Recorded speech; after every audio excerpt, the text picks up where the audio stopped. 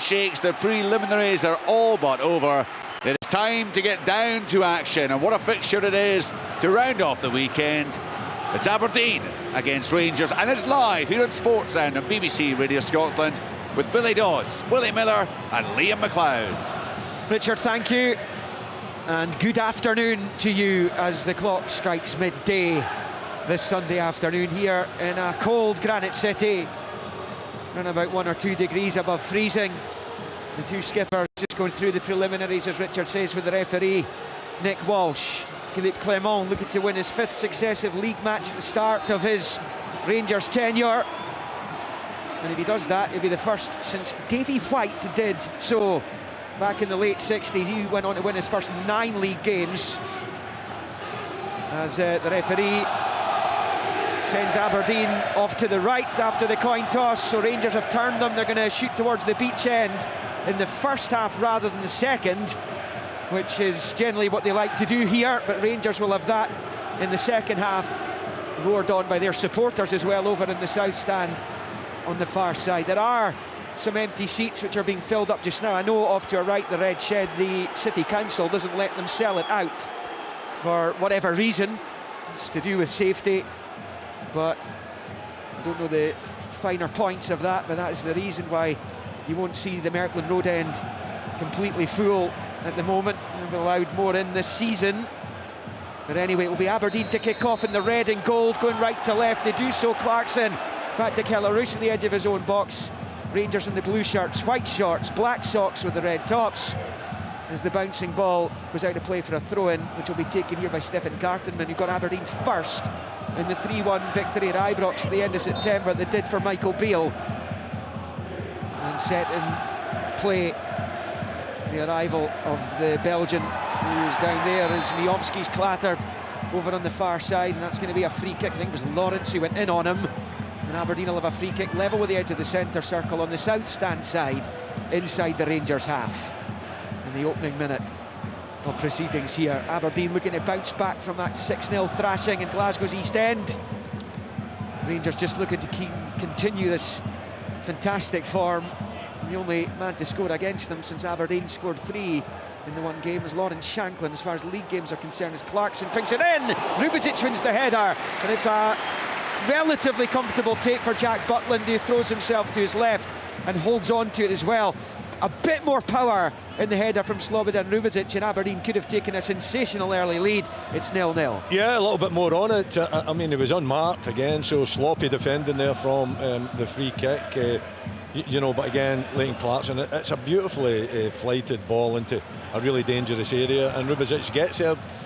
He gets a header towards goal, but it's an easy take for Butland, isn't it? A little bit disappointing end result.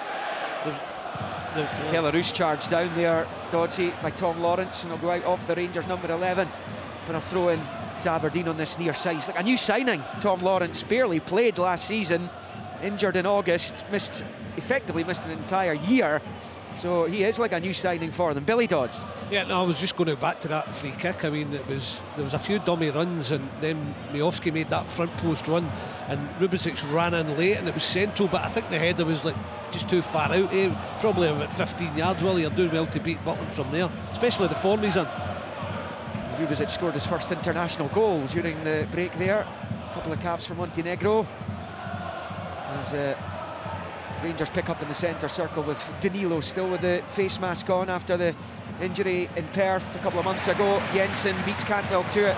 Long ball for Miovski to chase up against Leon Balogun.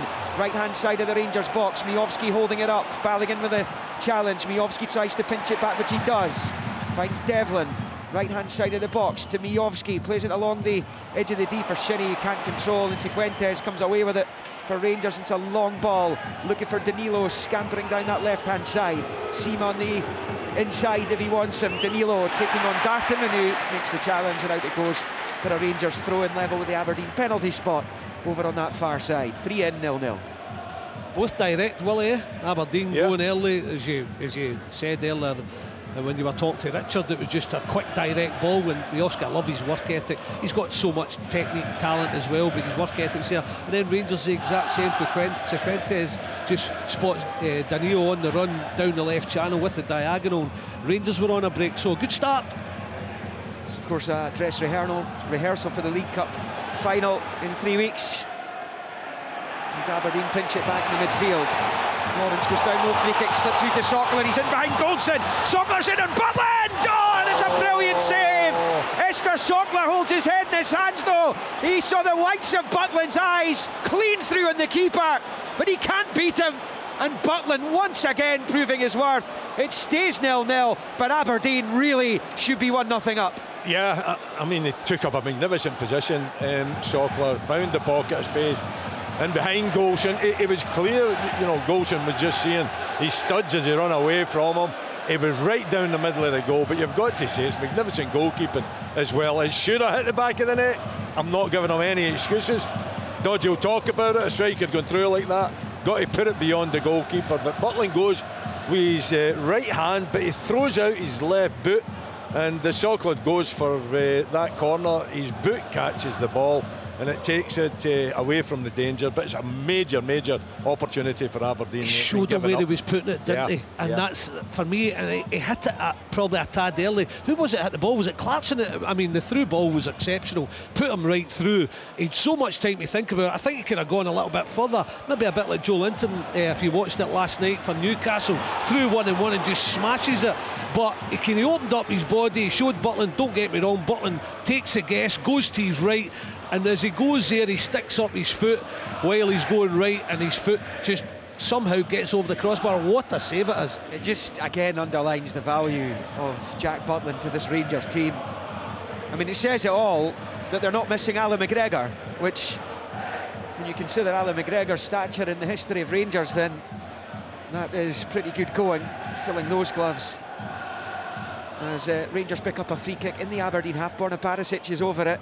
There's a line of players along the 18 as Barisic eyes up the Aberdeen box. The Dons have had the two opportunities in the infancy of this one.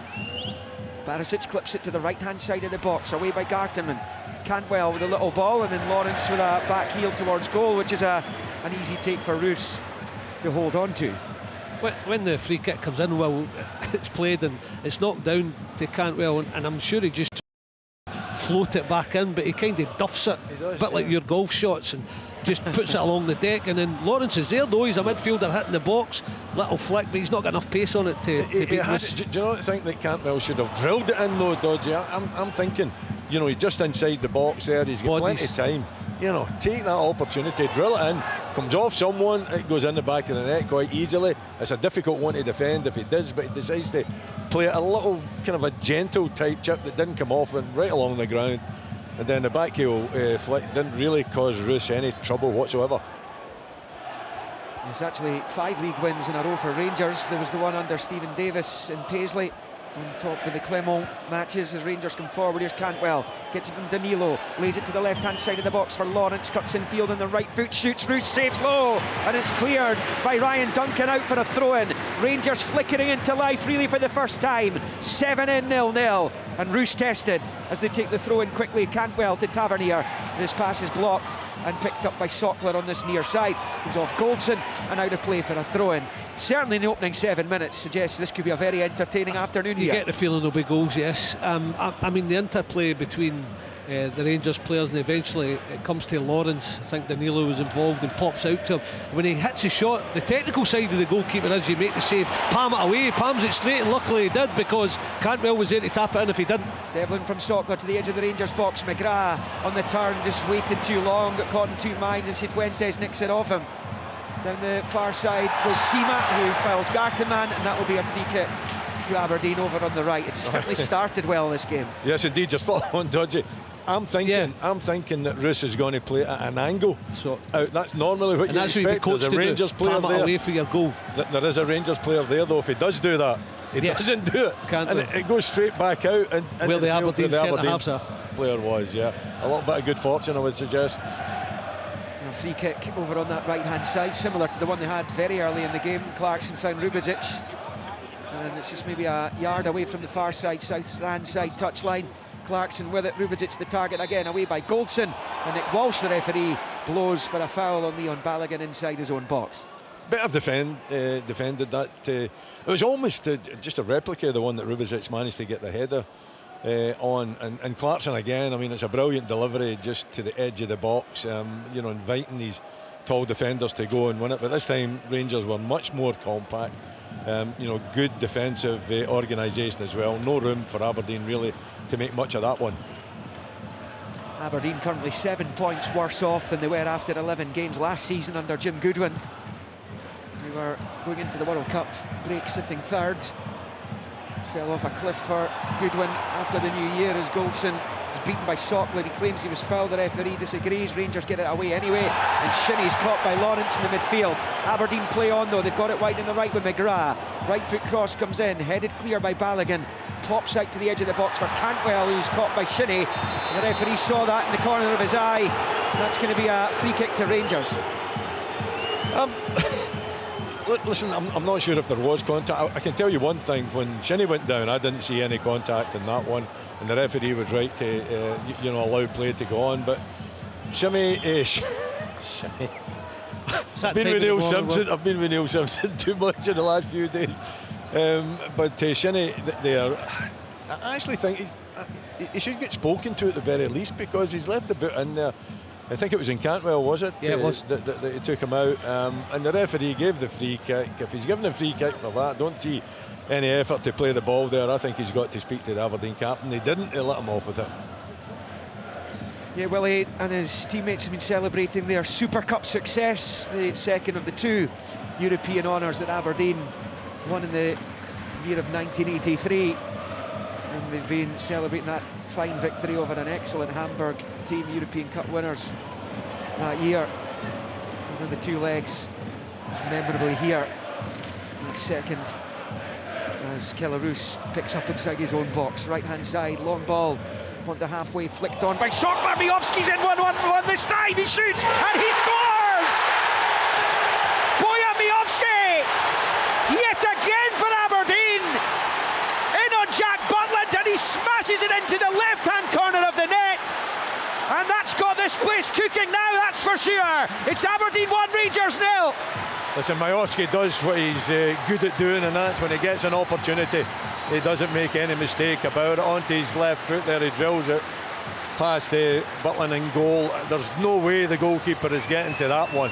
It is so poor defensively, I cannot explain it. You would have to give me you know, half an hour to go through what Rangers did wrong there, but from an Aberdeen point of view, the goalkeeper gets it, he drills it forward, Sockler heads it on to Miovski. Miovski runs through, clear daylight between him and the Rangers defence, and drills it into the back of the net to give Aberdeen a deserved lead at this time. You're right. I mean, the gaps in that Rangers defence have been so solid since Philippe Clement has come in, and I mean, you talked about the directness of Aberdeen maybe sometimes going too early, but it's as simple as you get. Well, from the goalie, a driven pass, Sockler pulling on that left in that channel inside Tavernier, free run at it, flicks it on, Miovski gamble, and boy, what about his composure? Everything that Sockler didn't show a few moments ago, just opens up the body, plants it in Butland's right hand corner, and what a goal that is. Tavernier charging forward for Rangers, looking for an immediate riposte. It's cut out though, and Aberdeen get it away. Here come Rangers again with Cifuentes. Over to the left-hand side, touchline for Barisic, level with the edge of the D, taking on Devlin. It's cross cut out by Devlin. Hangs into the box though, in any case, Sima with the flick. Lawrence running forward, but Garteman with the challenge. And Aberdeen boot it clear up to that right-hand side. Bojan Miovski's 11th goal of the season. Another fabulous campaign. He's now only 7 off last season's total, and he loves a goal here. The vast majority of his Aberdeen goals have come at Pittodrie. He's only scored 2 away league goals for the Dons, but here is where he catches fire. And here's Duncan on the left to the edge of the D of the Rangers box. Balogun gets it away. Cifuentes beaten to it by Devlin, and the slide challenge breaks Tavernier's way on this near side. Tavernier rolling it to the left of the circle for Cifuentes, out to the left for Abdallah Sima, up against Gartenman, taking him on, driving away from him. It's good from Sima, level with the penalty spot, checks his run, back onto the right, back to Barisic, takes a touch, crosses in, flicked by Devlin, almost fell for Danilo at the back end of the box. Aberdeen clear. Here's John Lundstrom picking up, out to Tavernier on this near side. 1-0 to the Dons, 13 on the clock. Tavernier for Cifuentes, to Tavernier and back to Lundstrom. Rangers, remember, saw Celtic drop 2 points at home to Motherwell yesterday. Third time they've shipped points this season.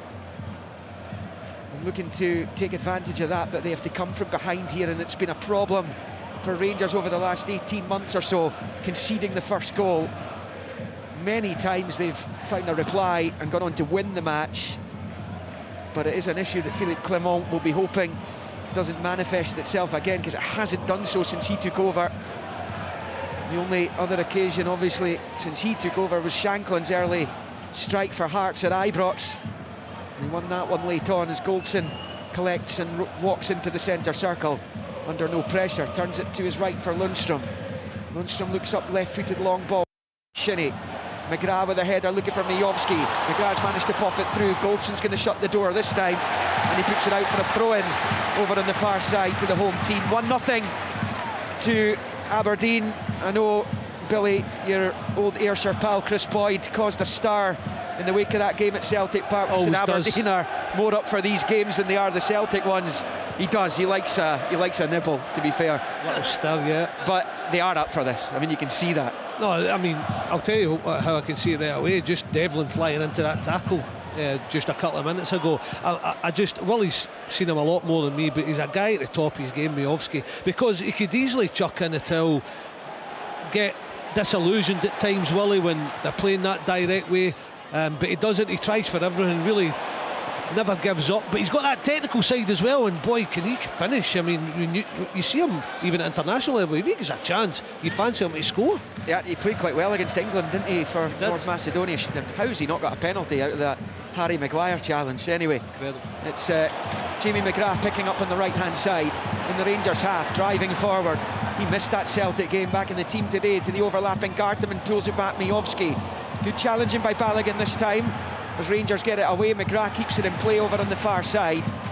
Now it's with Devlin, who's run into trouble. His ball down the line is headed clear by Barisic, and out of play for an Aberdeen throw-in over on the far side. Rangers haven't really started yet. They trail 1-0. They haven't, and they've been really open at the back. Two centre backs. I'm looking at their back four, thinking that's the strongest back four that they can put out, but that hasn't been proven in the early exchanges. The two centre backs basically all over the place. Huge gaps in between. The two strikers taking advantage of the gaps that's been left. That Sockler opportunity, and then of course the goal as well. So simple play, it just shouldn't happen at this level if you're a quality defender, and I reckon that these two are quality defenders, but Golson, Balogun, they're not showing that this afternoon. My colleague Kenny Crawford, who's working for 5 Live, just telling me some sad news that the former England manager Terry Venables has passed away.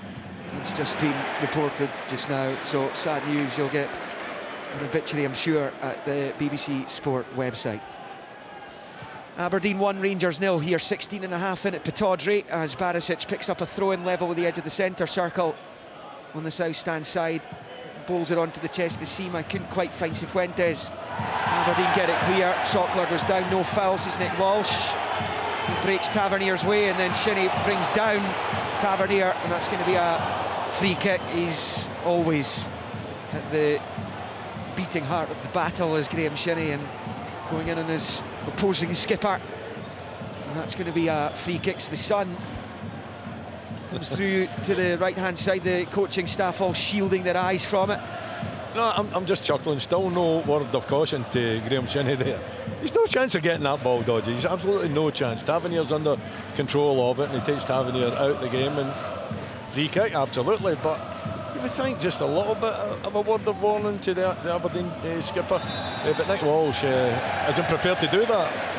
I was surprised as well, because it was a naughty one. It was a late one. He knows that Tavernier's turned inside him. I'll just leave the boot and kid on, it was accidental. Sometimes you just need one more and you get in the book and it'll stop, but he might think there's another one in him now. Time will tell. Garteman will take the free kick, right hand side of the pitch. Long ball pumped out to this near side. Tavernier heads it away. Duncan was there, his header goes straight to McGrath. Turns away from Lundstrom, a little disguised ball looking for Sockler's cut out at the edge of the Rangers box. Bouncing ball in the midfield is controlled brilliantly by Leighton Clarkson. He's looking more like himself today. Clip ball by Jensen, forward towards Sockler, cleared by Balogun. And then Clarkson, not on this occasion. Sod's law, when you big up a player, their next involvement is to do something like that, and Clarkson puts it out for a Rangers throw-in over on the far side. 18.5 on the clock. Aberdeen 1, Rangers 0. Shinnie wins the header ahead of Sima, forward by Devlin. And then breaks to Clarkson, right hand side of the centre circle, forward to Sockler, lays it back to Shinnie, but it's cleared by Tavernier.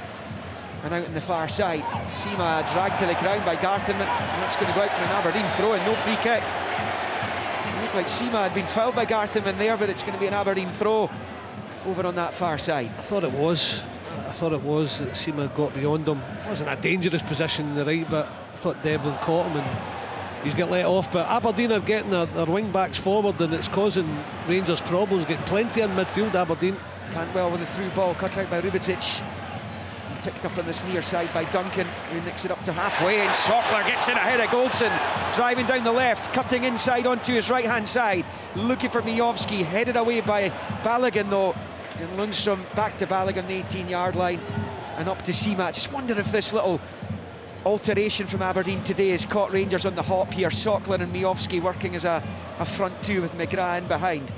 Well, it's given the two centre-backs of Rangers something to think about, isn't it? You know, they're basically man for man, but you should still be able to cope with that, you know, the quality they've got. Maybe they're just not used to having two strikers up there, but I mean, you see Connor Golson there, it's timid as he goes in for the ball. It's his ball all day long. If he goes positive, he doesn't go positive, he hangs back a little bit. Sockler gets a touch on him, and that, it's a kind of a nervous looking two centre backs. They've got bags of experience there. It shouldn't be the case, but from an Aberdeen point of view, then they're delighted. They've got two strikers against two very nervous centre backs at this moment in time, and every time they go forward, they're looking as though they're going to cause issues. They're doing it brilliantly, because in possession they're getting as a two, Willie, but out of possession, one of them, and it's usually Sockler, drops into midfield. I mean, Aberdeen getting their wing backs high as well, and they've got a three in there. They're outnumbered, Rangers. Rangers need to get their full backs on it and try and get their wing backs back, and you'll see that Rangers will end up getting a bit of possession. But so far Aberdeen played it brilliantly, because one of their strikers dropped. It's like 3-6-1 at times, and they're outnumbering Rangers in there, and they're getting plenty of the ball.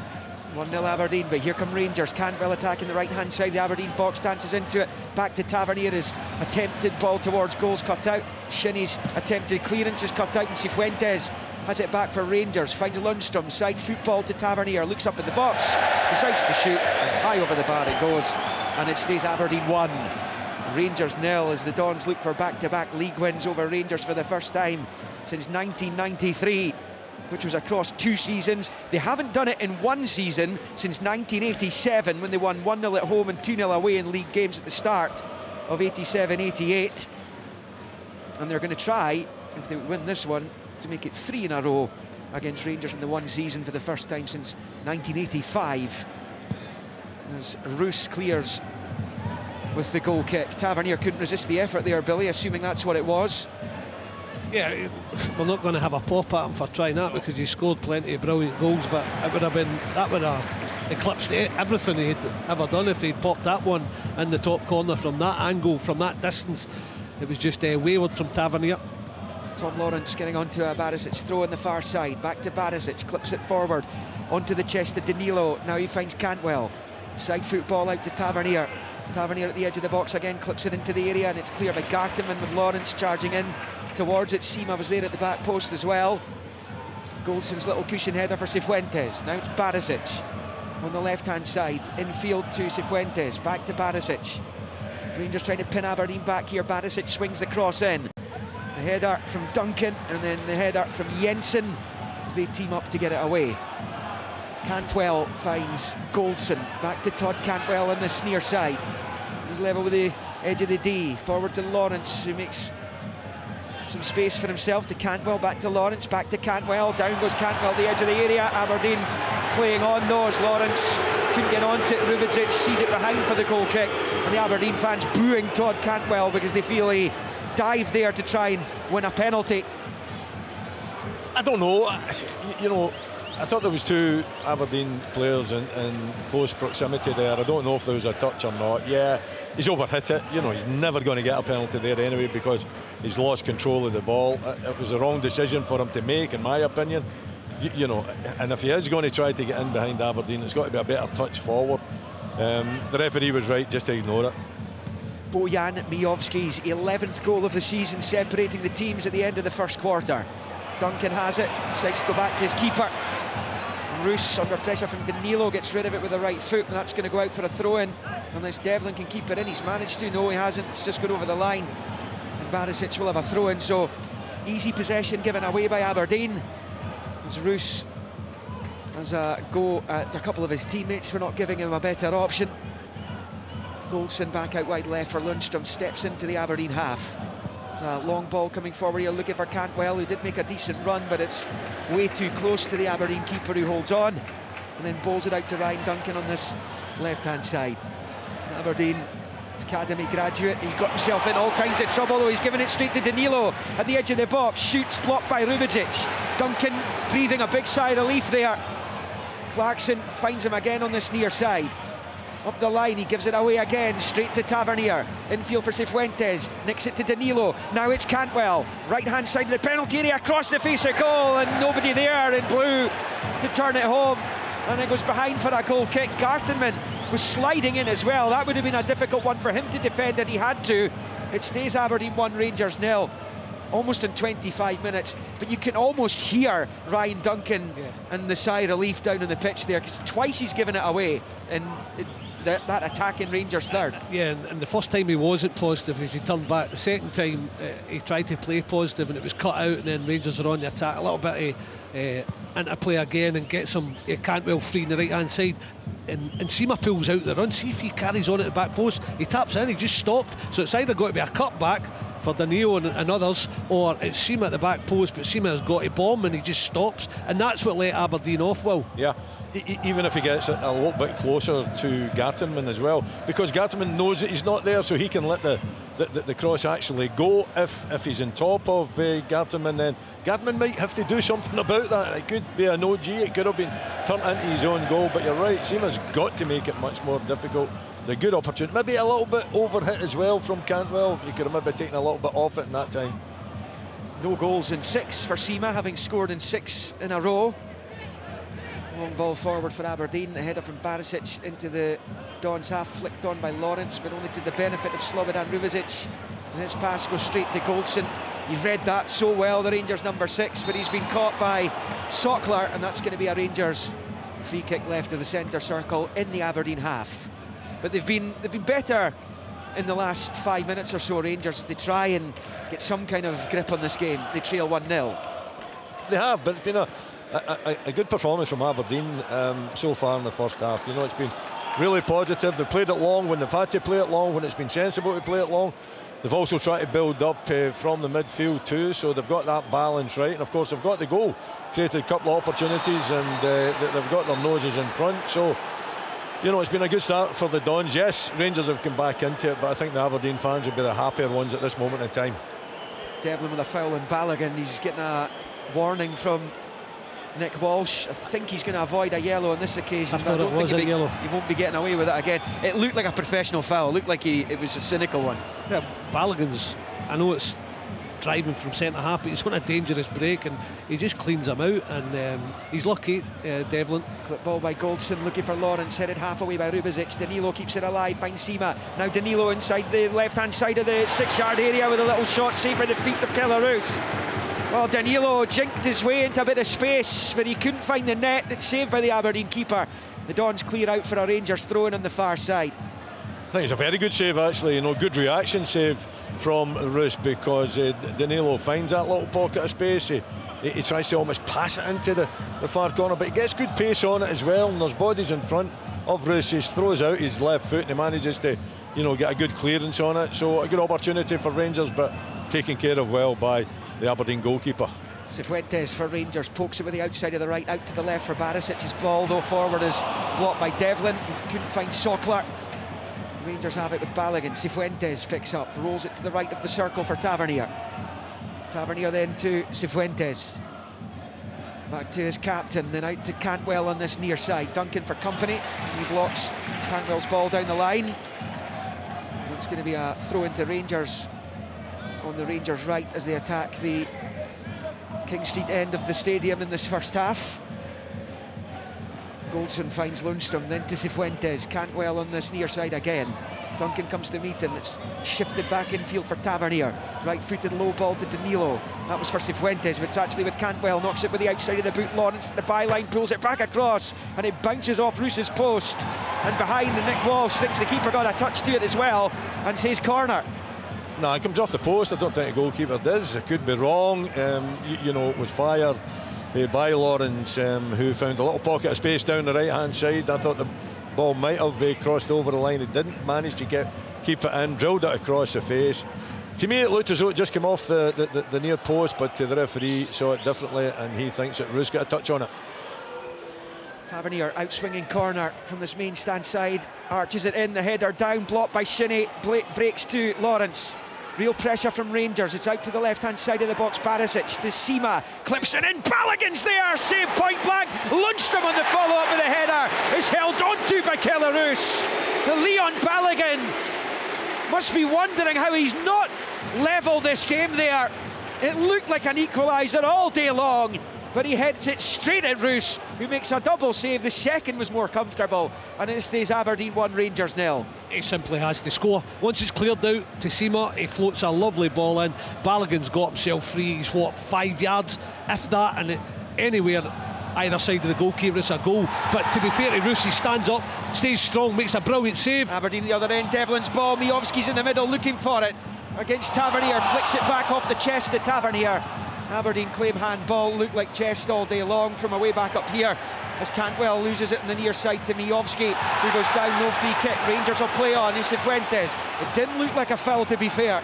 Lundstrom gets it from Lawrence, out to the left-hand side for Sima, who challenged Gartenman, and that's going to go out for a throw into Rangers on the far side. Half an hour played, 1-0 Aberdeen. Some game, we said it looked like that. It looked like that sort of game. It's going to be open, there are going to be goals, and it's proven to be exactly that. It should have been an equaliser, because once it comes back out to Lundstrom as well, there's another chance, Liam. Sima with a header back into the box looking for Danilo. It's clear by Aberdeen though. Devlin over on the far side gets it away. Looked like he was caught late by Sima. No free kick, says Nick Walsh. Diving header from Gartenman, who goes down. No free kick again as Tavernier picks up right-hand side. Clip ball into the area, headed away by Rubidzic. Then onto the chest, Shinnie, who just smashes it as far away as he can. And Goldson heads it back to his keeper. The key to Rangers is Tavernier. Devlin's getting high on Barisic when he comes, but Tavernier, they're letting a striker do it. It's either Sokler or Miovski. It's trying to do it. If he can get Tavernier free, it's pinning Aberdeen back as a 5 at times, and they're just getting free ball, time to just float crosses in, and it's causing a few problems. Yeah, Sima pinching it off. Gartenman thought he'd done enough to put it behind for the goal kick. He didn't. Sima tries to get back onto the return ball. It comes right through to Roos. Aberdeen 1, Rangers 0, 31 and a half on the clock. Well, it doesn't take much to light the blue touch paper to this fixture at the best of times. It doesn't. The fans are waiting for it, aren't they? So, you know, but the referee's got to keep a calm head.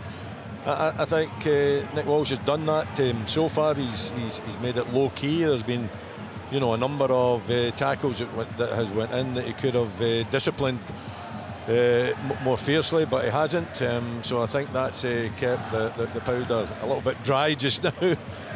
But you know, you do. I mean, you've got Tavernier against young Ryan Duncan as well, Dodgy. You know, you would have thought that Tavernier would want to get a higher line. I don't think he is playing enough. You know, in terms of putting Ryan Duncan under pressure. Young wing-back has done well so far, but I don't think he's been tested enough. And Rangers very intricate in and around the box, aren't they? But Aberdeen's got bodies back there, they've got men back there, and they're finding it really difficult to find pockets of space. Sorry, Dodgy, just before you come in, Nicky Devlin's down, receiving treatment just now, and he was rolling his socks down to his ankles as well, so we'll wait to see if he's going to be able to continue. Billy. No, the key to that, Willie, is it's how early they do it, isn't it? It's the passes. See if they take their time, it allows a striker to go out, it allows Devlin to get high. See if they can move it quickly. They can't, and that's when you get pinned back, and then you talk about that intricate passing, because they've got that as well, because they've got them in the right positions, and they've got time in the ball. They can't get close to them, they're pinned back, their midfielders can't get wide. It's when you play against a 3-5-2, your full-backs are vital. They go on it so quickly. Yeah, Nick Walsh, the man entrusted with keeping a lid of things on the pitch. He did Aberdeen's 2-0 win over Rangers here the last time the Ibrox side were at Pittodrie back in April. Scales and Miovski with the goals.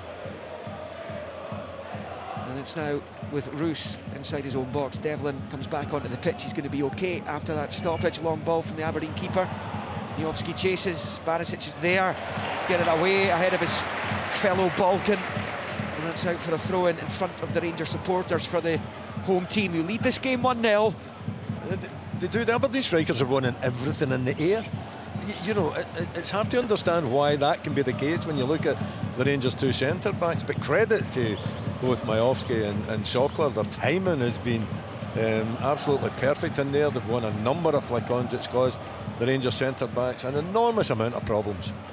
Comes the long throw from Garteman into the box, won by Rubicic, picked up the edge of the area. Aberdeen man down, it was Sockler, no penalty, free kick Rangers in fact, and it stays 1-0 to the home team with 11 to play in this first half. I think it went down too easily, didn't it? There was perhaps a little bit of contact there on Sockler's back. Not too sure which Rangers player it was, maybe Golson, but he's went down way It's not too a penalty, early. we're seeing replays of it now. It's not. Yeah, but you're right with the headers again causing trouble. I mean, that's not a striker that time. Rubicic's up there and he's flicked it on, and it's allowed them to gather it into feet 8 yards from goal, so it's a dodgy area for Rangers, but you're right, they've not been comfortable in there so far. And then when they have lost the headers, the full-backs for the goal never narrowed either, which you would expect if your centre-half is going to try and attack it. Fuentes for Rangers on the attack, down goes Danilo. Rubicic is the Aberdeen defender, he clears into the main stand. No free kick, throw in Rangers on this near side. Rangers manager down there in a word with a couple of his players. Barry Robson taking a drink from his bottle of water to Philippe Clement's left. The two managers down there, both excellent midfield players in their days. The long ball forward from Butland is headed away by Garteman. Shinnie leaps, Cifuentes beaten to it, but Lundstrom gets onto the second header, but his header goes straight to Devlin. Long ball, Sockler chasing, Goldson facing his own goal, and this time he nods it back calmly to Butland. Aberdeen 1, Rangers 0, almost 36. Yeah, well, the fans that have turned up, and it's a good crowd that's inside Pittodrie. They have been treated to an excellent game of football, I would suggest. You know, it's been high-octane stuff. It's been, you know, quickly going from one end to the other when there's been on to play a little bit of football. Both sides have tried to do that, and chances have been created. And, of course, we've had the one goal that separates the team, I think, probably rightly so. Miovski got it here on Sportsound, BBC Radio Scotland this Sunday afternoon. Across the frequencies on digital and online at bbc.co.uk/sportscotland. Tuesday, Champions League, Lazio against Celtic, 5:45 kickoff in Rome, and then it's Ross County St Mirren in the league later on, and then on Thursday Aberdeen are in Finland to play HJK, obviously already out of their Conference League group with 2 games to play.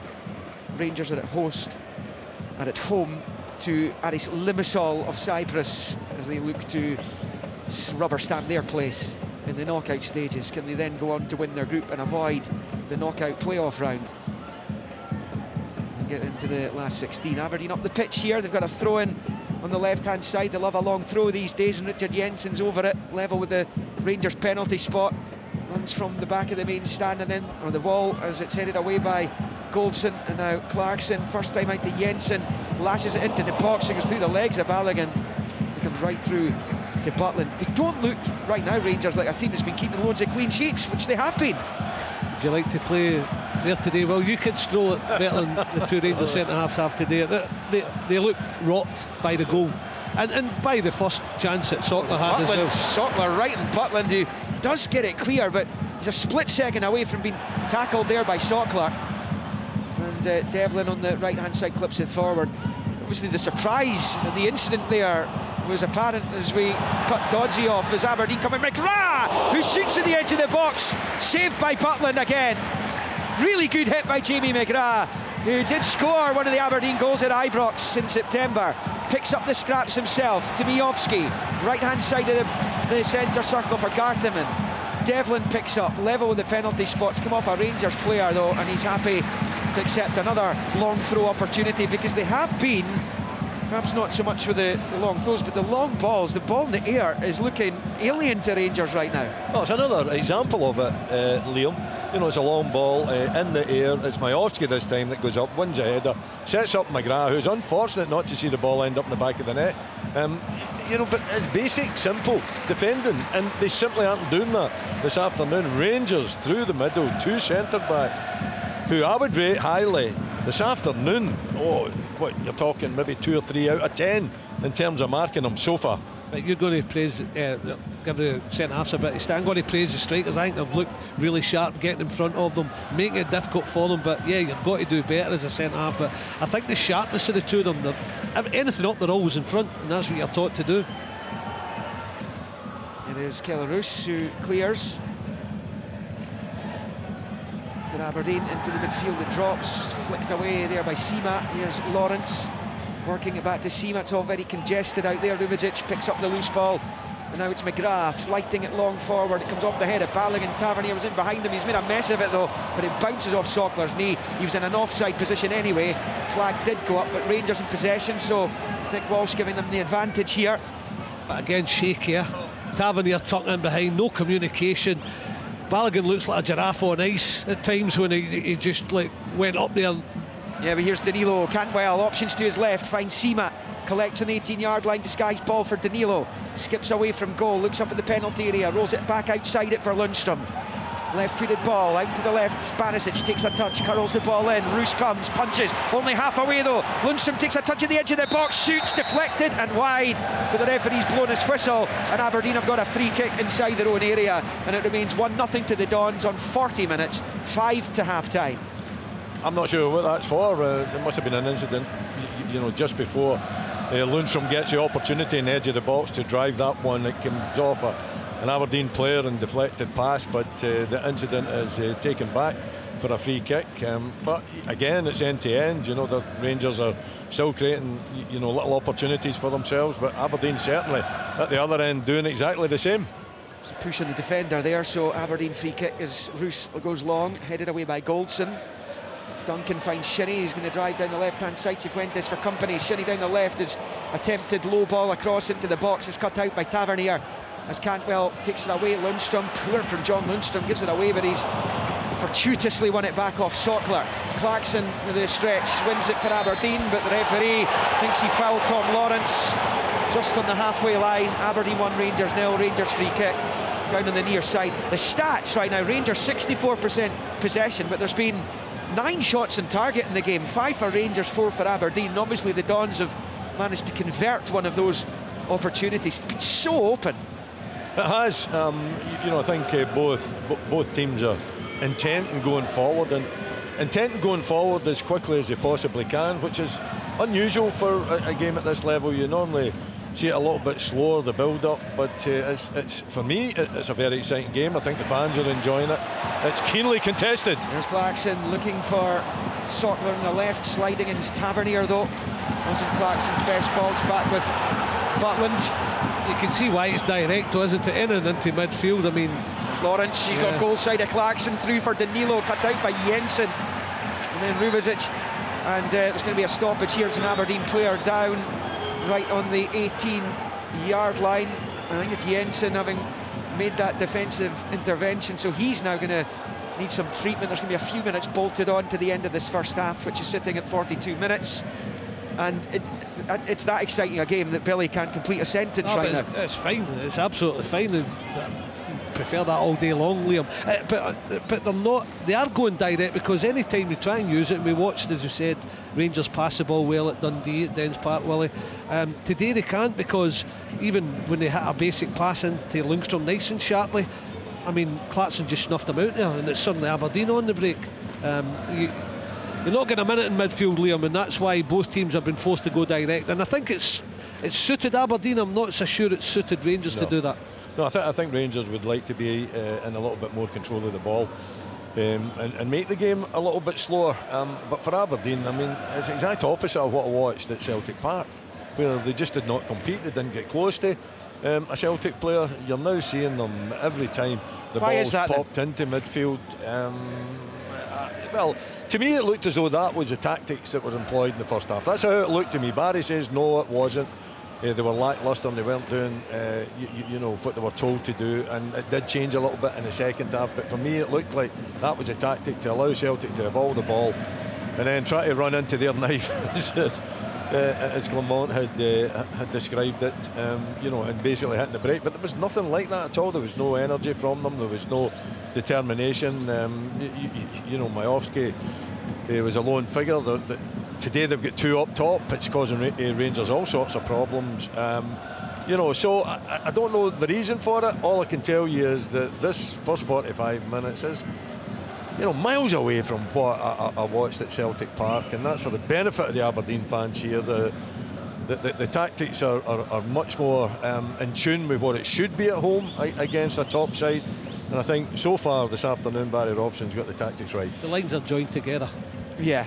Angus MacDonald, by the way, is away doing a warm-up because Richard Jensen's struggling. Brian McLaughlin can tell us why. Yeah, it's a head knock, actually. It was an accidental head knock caught by the shoulder of Danilo when he was going through there as Jensen cleared the ball, and the shoulder of Danilo just caught defender on the side of the head. But yeah, he's up now, Liam, on his feet, and hopefully he's going to be okay. He was in the wars in one of the European matches earlier this season. He had a bandage on and his face was battered like it hadn't been before, and he's coming off here and he's going to be okay to continue. And we'll have a look at him at half-time as well.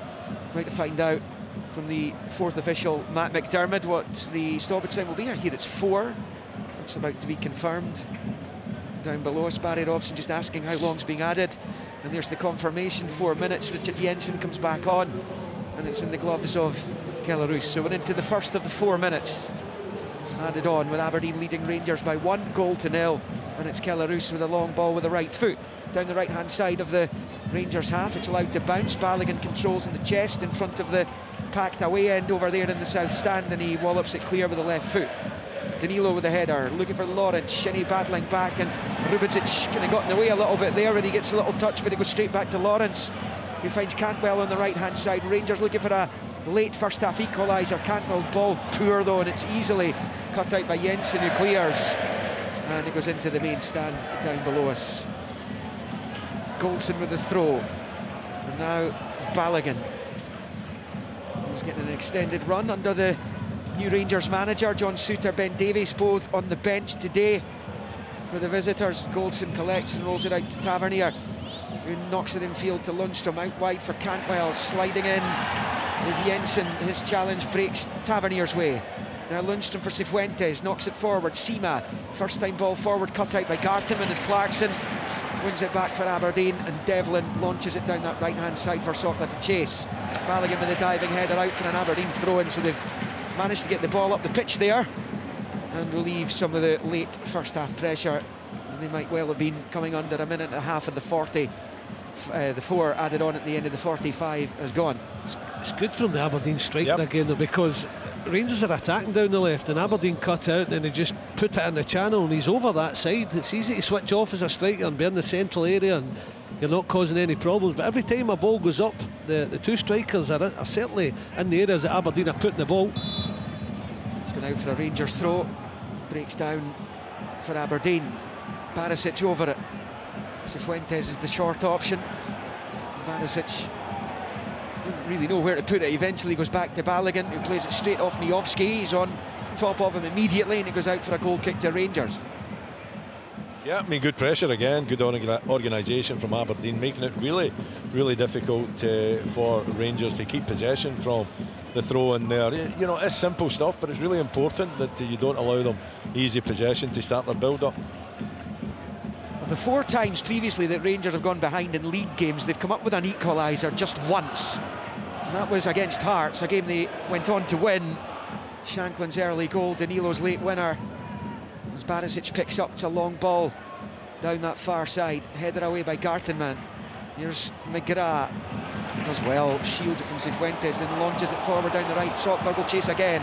Balogun, the covering Rangers defender, gets there first though. Can he keep it out, prevent the corner? He can clip it forward, and Cifuentes is onto it as well. So it worked out pretty well for the experienced Nigerian at the back for Rangers. Long ball high into the midfield. Header won by Rubidzic. Nods it forward. There's Lundstrom winning it back now. Cantwell stretching his legs, rolling it forward to Lawrence. Knocks it out to Tavernier on the near side. Back to Cantwell, right hand side of the box, and an excellent slide challenge for Richard Jensen, who fist pumps the air as well to celebrate his challenge. Not sure I saw Willie or Big Alec doing that back in their heyday. As Goldson finds Cifuentes, and he'll find Connor Goldson. But he's played well today, Richard Jensen, and this is an Aberdeen defence that was stung last time out to the tune of 6 goals. Barisic picks up, rolls it back to Balogun. We're just about at the end of the 4 minutes, with 10 seconds left. Rangers with Lundstrom, one last opportunity perhaps. Clipped forward, headed away by Devlin. And up the line for Leighton Clarkson. Miovski's on his bike if he can find him. It's a long ball, but it's way too close to Butland, who clutches on the edge of his box. And there is the half-time whistle. And an excellent Aberdeen performance. Rangers, in truth, have been nowhere near the levels that they've been under Philippe Clement at times since the Belgian took over. And Bojan Miovski opening the scoring, one-on-one with Butland, smashed it home in 11 minutes. And that came after Esther Sockler had been one-on-one as well. And he saw his effort before that saved by Butland. Rubidzic had the first chance of the game with a header early in the piece. Danilo and Lawrence have tested Kellaroos, as is Leon Balogun, with Rangers' best chance in the first half with a header from 4 or 5 yards out. Headed it straight point blank, saved by Kellaroos to keep him out. And that means the half-time score here in a chilly Pittodrie is Aberdeen 1, Rangers 0. On digital radio, FM, online at BBC Sports Scotland, your smart speaker, and on BBC Sounds. This is Sports Sound from BBC Radio Scotland. There's no substitute. Off the ball, what a strike, what a goal!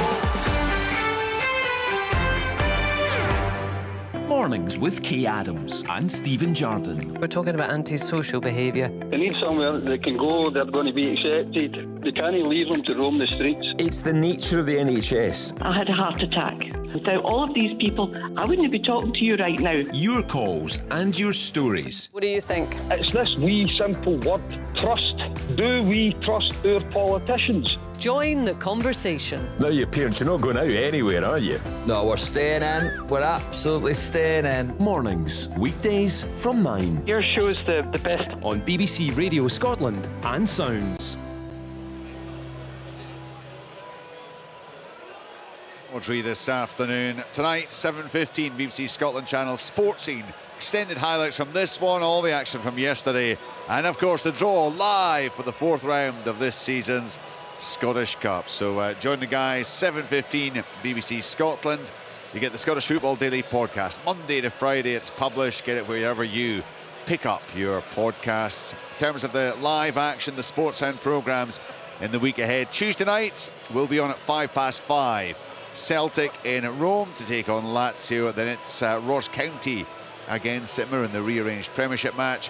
Then another European doubleheader on Thursday night. Helsinki against Aberdeen, 5:45 in the conference. Rangers against Limassol at 8 o'clock in the Europa League. And just confirmation of the news that Liam brought you during commentary. Very sad news that Terry Venables, who of course had a long and distinguished career both as a player and in management, has died at the age of 80. His family released a statement saying that he passed away peacefully after a long illness. He was the manager of England from 94 to 96, also amongst other jobs in the game, in charge of Crystal Palace, at Spurs, at Barcelona. He was an author as well, as I recall. He was involved in a TV dramatisation of which depicted football as well back in the days. A very varied career. He was certainly a singer as well. I don't know quite of what repute, but he enjoyed a song. He certainly loved his football. He was a big figure in the game for a long time. Terry Venables, who has died at the age of 80. So, 45 minutes in here at Pittodrie. 11th goal of the season in the 11th minute for Bojan Miovski. Willie, has this been the best 45 minutes Aberdeen have put together in domestic football this season? Yeah, I would think so, Richard. It's had what these performances in the past haven't had, and that is, you know, a bit of energy, a kind of a mix between playing the ball long and building it up through the midfield. Two up top as well, which we haven't seen in enough occasions, I don't reckon, and the two up top have really linked extremely well, and they've caused the Rangers defence, Balogun and Golson, you know, an enormous amount of issues, particularly in the air, but their movement as well, you know, finding space in between centre back, and in between the two centre backs, and in between the centre backs and the full backs. You know, defensively, I think Aberdeen have been good. They've got back and they've been organised, and Rangers have had a lot of the ball in and around their box, but haven't really created too many opportunities. The Balogun header surely should have been into the back of the net, but he didn't find the angle right enough. It was headed straight at Roos in goal, and it was an easy take for the Aberdeen goalkeeper. But I think the energy, the determination, the grit, the willingness to compete, Richard, as well, you know, making sure that Rangers don't get enough time, particularly in midfield. The midfield players have been, you know, right on top of their opposite numbers, not giving them much time at all to build up, and that certainly helps the defence. And the defence really looking pretty solid at the back. The three centre backs doing extremely well, Jensen in particular down this left hand side, but as a unit not allowing Rangers too many opportunities. So I think, answer to your question, I think it is what Aberdeen need now is the same in the second half. Well, can I ask Willie a question about when they played at Parkhead? Where was their back line? I didn't see the game, so I'm talking today. I can see their 40, well, no 40, 30 yards. Aye. That's a starting point. Shoves the team up. Take a little gamble at the back because it does leave a bit of room in behind you. But I think it's the only way you can go, and I get it when you go to Celtic Park. Sometimes Celtic can do that to you, or you set up with that because you're away from home at Celtic. That's the difference, though. Yeah. You're talking 15 yards. It makes a hell of a difference, Rich. I think, Willie, it was the Aberdeen midfield that were on the edge of the 18-yard box. That's it, yeah. At Celtic Park. It was 18-yard box, and deeper was their back line, right? I didn't see it. And very rarely did they push out. But it wasn't just that, Dodgy. They didn't compete. You know, they didn't get close to any of the Celtic players. It's hard to get your midfield to get in connection with even your strikers or your furthest forward attacking player to get in connection with Miovski. Yeah. I can imagine. I didn't see the game, as I said, but I can imagine what happened. Well, so it all links in. That's what I'm saying. They didn't have a forward player, right? Okay. Because Miovski was playing really deep as well. You know, but they weren't contesting the ball. And Callum McGregor had the run of the pitch in that first 45 minutes. No one getting anywhere near him, and it looked as though, you know, that was the tactics. They were passive. I think the two wing backs were taken to the cleaners constantly. You know, it could have been any kind of score in the first half because Celtic were so dominant. Just watching a rerun of the Miovski goal there. I mean, it absolutely superb. It has been a first opportunity really for Sockler and Miovski to link up. It's a first start indeed for Sockler. He missed an early chance. You never for one moment thought that Miovski was going to miss his. It's a difference, isn't it? I said he was a player at the top of his game. It's all credit to them because your starting point's your work ethic, and the two of them have had that. Then it's being at the right side of the ball at times, just being in that area where you think it's going to go, being in front of your centre halves. So with all that, Sockler's had his 1-on-1, he missed it. It's a great save from Butland, but I'm like you, Rich, as soon as Miovski got there, I'm thinking this is in the net because he's got a bit of everything, and he just opens up the body like Sockler did, Miovski, but he made sure there was more assuredness about it. He's not getting near this. I'm going to put pace, bend on it. It's going to get in the net. I've loved watching the two of them. They have been excellent. They've caused Rangers all sorts of problems, but Rangers need to do more. I mean, we're talking about Aberdeen's really good performance so far.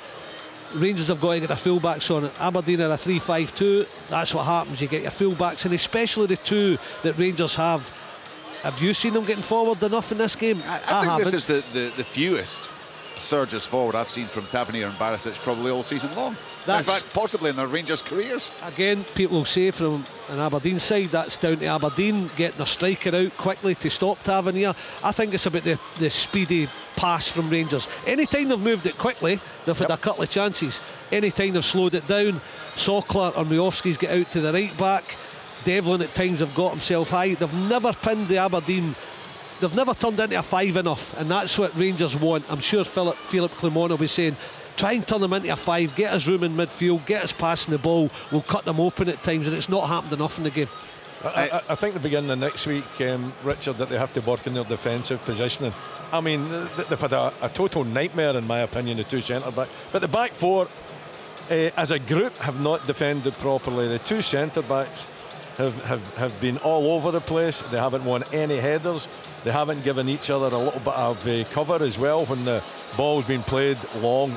Aberdeen have been in behind on numerous occasions. It's just a total nightmare in terms of how they've worked as a unit, Rangers, in my opinion. And I don't think we can let that go by without highlighting that how poor Rangers have been defensively. Maybe that runs into it, Richard, why they're not getting forward as full-backs, because they're not looking steady, the back two, and that's what should happen. They have lost a lot of headers, so when it happens and you lose your headers defensively, your full back should narrow, and maybe that's why they're back the park, because they're doing more covering today because they're looking a bit ropey. Yeah, they've been a shambles defensively, and it's incredible to think that has been the case for Rangers given the defensive record that they've had. There was one moment, you guys won't have had a chance to, in fact I don't think you really needed to see it again given the player involved. It was just the most embarrassing dive by Cantwell on the edge of the box. It doesn't come as a surprise. We've seen that since he's come to Scottish football. But I mean, it really is. It's utterly embarrassing. He kind of tries to throw himself. He throws out both legs, tries to make contact with one or other of the Aberdeen players, and does this swan dive 5 yards into the box. I mean, the only disappointing thing, I suppose, was that the referee Nick Walsh didn't book him for it, because he clearly should have been booked for that. Talking of Nick Walsh, he's handled this game really well, hasn't he? Willie, this can be a powder keg, as we know. I think he's let things go, Richard. He's not been over officious with any challenges that have come in. He could have maybe shown some yellow cards there in the first half. Did he show any? I don't think he did. No, did he? No, I don't think so. No, I don't think there was a yellow card. Devlin got off with his, where I thought he would get one, but so I think let it flow. Don't be over officious. Allow what you think. Maybe as a game goes on, he might be showing yellow cards because you've accumulated and you've got off with. Shinnie's got off with 2 or 3 challenges, sure, as he always does. He always does. Well done. Devlin as well. So I think just let the game flow. And you're talking about Cantwell there. He sees it's a tight space, doesn't he? He tries to go through the tight space and he throws himself to the ground. Mind you, I think we have to be a little bit wary of calling out diving when we've got Duke on the books as well, Richard, because he's prone to it too. I'm not singling about both of any. them. Both of them. And it's outrageous. And the referee should take action. I think that is a situation where I think everybody in the game would be saying, get the yellow card out and book him. Because it's trying to seek an advantage when there's no advantage there for him to seek. So it was hilarious. I've seen a replay of it, by the way, Richard, so I managed to get it on Liam's phone. So it is outrageous, and it should be called out. Well done for doing that. I liked how he dived, but not as bad as that. No, you didn't make it too obvious. Your rule of thumb was, if they touch me in the box, I have the right to go down. I mean, we used to slaughter you for it, but still do. What's the problem? I mean, Miovski's that. I mean, it's not as blatant with Miovski, but he throws himself to the ground at the merest touch, and actually Sokler did one earlier on as well. But I mean, they are mere amateurs when it comes to a comparison with Todd Cantwell and what he attempted to perpetrate on the edge of the box. And in actual fact, I can always wonder at times if that takes away from his game, because he's seen plenty of the ball. Billy kind of floats in and out. But he's just been ineffectual, hasn't he? I think he's been quiet today. I don't see the drive. When I've seen Todd Cantwell at his best, I've seen him just demanding the ball, doing things sharp, quickly, penetrating passes, quick passes, incisive. But today it's just like, I'm not getting it here. Tavernier's not overlapped me. I'll take myself in the pitch. when I get it, it's just a layoff. It's not. He said he had one good ball that Tom Lawrence made a deep run and he got a cross out. He flashed it in, and Seema didn't move at the back post. But not enough, Richard. You're right. A player of his calibre, technical ability, if he's not getting in the game, he's got to do something special, and he's not showing that yet. But yeah, he's been quiet. Rangers have been one or two chances, one excellent one, but that's. If you're from Aberdeen and you're an Aberdeen fan, you'll be delighted that you've limited Rangers to what they've had in the game. Well, I'm just looking at the Rangers bench, and Philippe Clement, you may think about them changing up the central defence, or perhaps he's going to give them a chance to come to terms with it. So if you're not looking at the defenders, I'm looking at players who are going to come on and you think are really going to change that game, take the game by the scruff of the neck. That is not the strongest Rangers bench I've seen in that respect. Would you not? I don't know if he would think about it, but would you not think about matching up and maybe putting Suter on? You know, and it's not much of a change there if they're prepared to go with a three. I mean, I don't think they've ever played with a three at the back. But you know, if you're looking at it from a coaching point of view, then I think that would help, because as we've discussed and Dodgy's pointed it out, their fullbacks have been non-existent. They haven't created any opportunity. Now, if you put another defender on and made it three and actually push them forward, what you're doing is you're matching up to Aberdeen as well, and then it's a case of, are our players better than the Aberdeen players? I don't see it happening, Richard, but I'm just pointing out that could be. Bottom line is that Tavernier and Barisic are arguably Rangers' biggest attacking threats in the sense of creating things. Width, you're on the money, Richard. Maybe McCausland, just for natural width, because everybody's going central. Aberdeen have got players in there, as we've spoken about, a lot of them at that, with one of the strikers at times drop them off, and then the amount they've got in there. Rangers have got 5 in there at times, with the fullbacks coming as well. So if they've lacked width, Rangers have played narrow, and maybe McCausland, just to change it up, you might see him in this second half. Yeah, well, certainly no changes at half time. Rangers certainly will have to improve in the second. Aberdeen will be looking for more of the same. About to get the second half up and running live here on Sportsound and BBC Radio Scotland with Billy, Willie and Liam McLeod. Rangers will kick off the second half shooting down towards the beach end, having turned Aberdeen at the start of the game. The Dons normally like to shoot that way in the second half of matches. Rangers will have their supporters accompanying them in that attacking third as they try and come from behind here. Having gone 2 visits to Pittodrie in a row without scoring since 2009, beaten 2-0 here in April, 1-0 down here as Nick Ball sounds the first whistle of the second half. Rangers in the blue shirts, white shorts, black socks with the red tops. Tavernier with the long ball, headed out by Jensen for a throw-in. 2 Rangers up the pitch, level with 18. Aberdeen all in red with the gold as it slipped towards the edge of the Aberdeen box, cleared by Clarkson. Out to the far side, Shinnie goes down, no free kick. Aberdeen throw-in only over there, and Jensen will take. So it's Roos in goal for Aberdeen, Garteman, Rubidzic and Jensen, Devlin, Shinnie, Clarkson, Duncan, McGrath, Mijovski and Sockler. For Rangers, Butland in goal, Tavernier, Goldson, Balogun, Barisic, Cifuentes, Lundstrom, Cantwell, Lawrence, Seema and Danilo. And plenty for Philippe Clement to think about when he was saying to his players at the interval there, because arguably his toughest half-time team talk. Yes, they were 1-0 down to Hearts at Ibrox as well, and certainly up there with regards to the challenge that he faces early in his Rangers tenure, as McGrath collects on this near side to Devlin, cut out by Barisic, and out for an Aberdeen throw-in. Barry Robson would have been absolutely delighted that Jamie McGrath's hamstring injury wasn't serious and missed the Celtic game, and then went off to perform for the Republic of Ireland in the international break. He's on to it here, the man from County Meath, knocking it infield, looking for Sockler, cut out by Balogun. Here's Seema to Balogun, to Cifuentes, who goes back to the edge of his box for Goldson.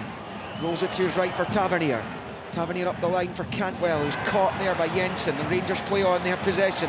Danilo finds Cifuentes, little clip ball through for Tom Lawrence. Right hand side of the Aberdeen box, just wouldn't sit for him. He's on to it now though, rolls it back towards Tavernier. Shinnie gets there first, he's fouled by Tavernier, and it's going to be a free kick and a yellow for the Rangers captain. It's first booking of the game. He's looked for Jensen as well though, for the one on Cantwell. Yeah, he has, he's booked Jensen. 2 Jensen, bookings. Yeah. Did he give the yellow to Tavernier, did he? No, Jensen. I don't think I was like you, Liam. I thought he was going straight to Tavernier, but he brought it out, and then I think he was turning, and Tavernier was looking at him thinking, me? Didn't see him. and then he's like, no, it's not you, I'm looking for Jensen for the clatter so on. it's Jensen who's the first boot, yeah. Certainly a foul by Tavernier. Shinnie nipped in there ahead of him. We can confirm that there was contact. Yes. Kelly Roos will take the free kick. It's to the edge of his penalty area.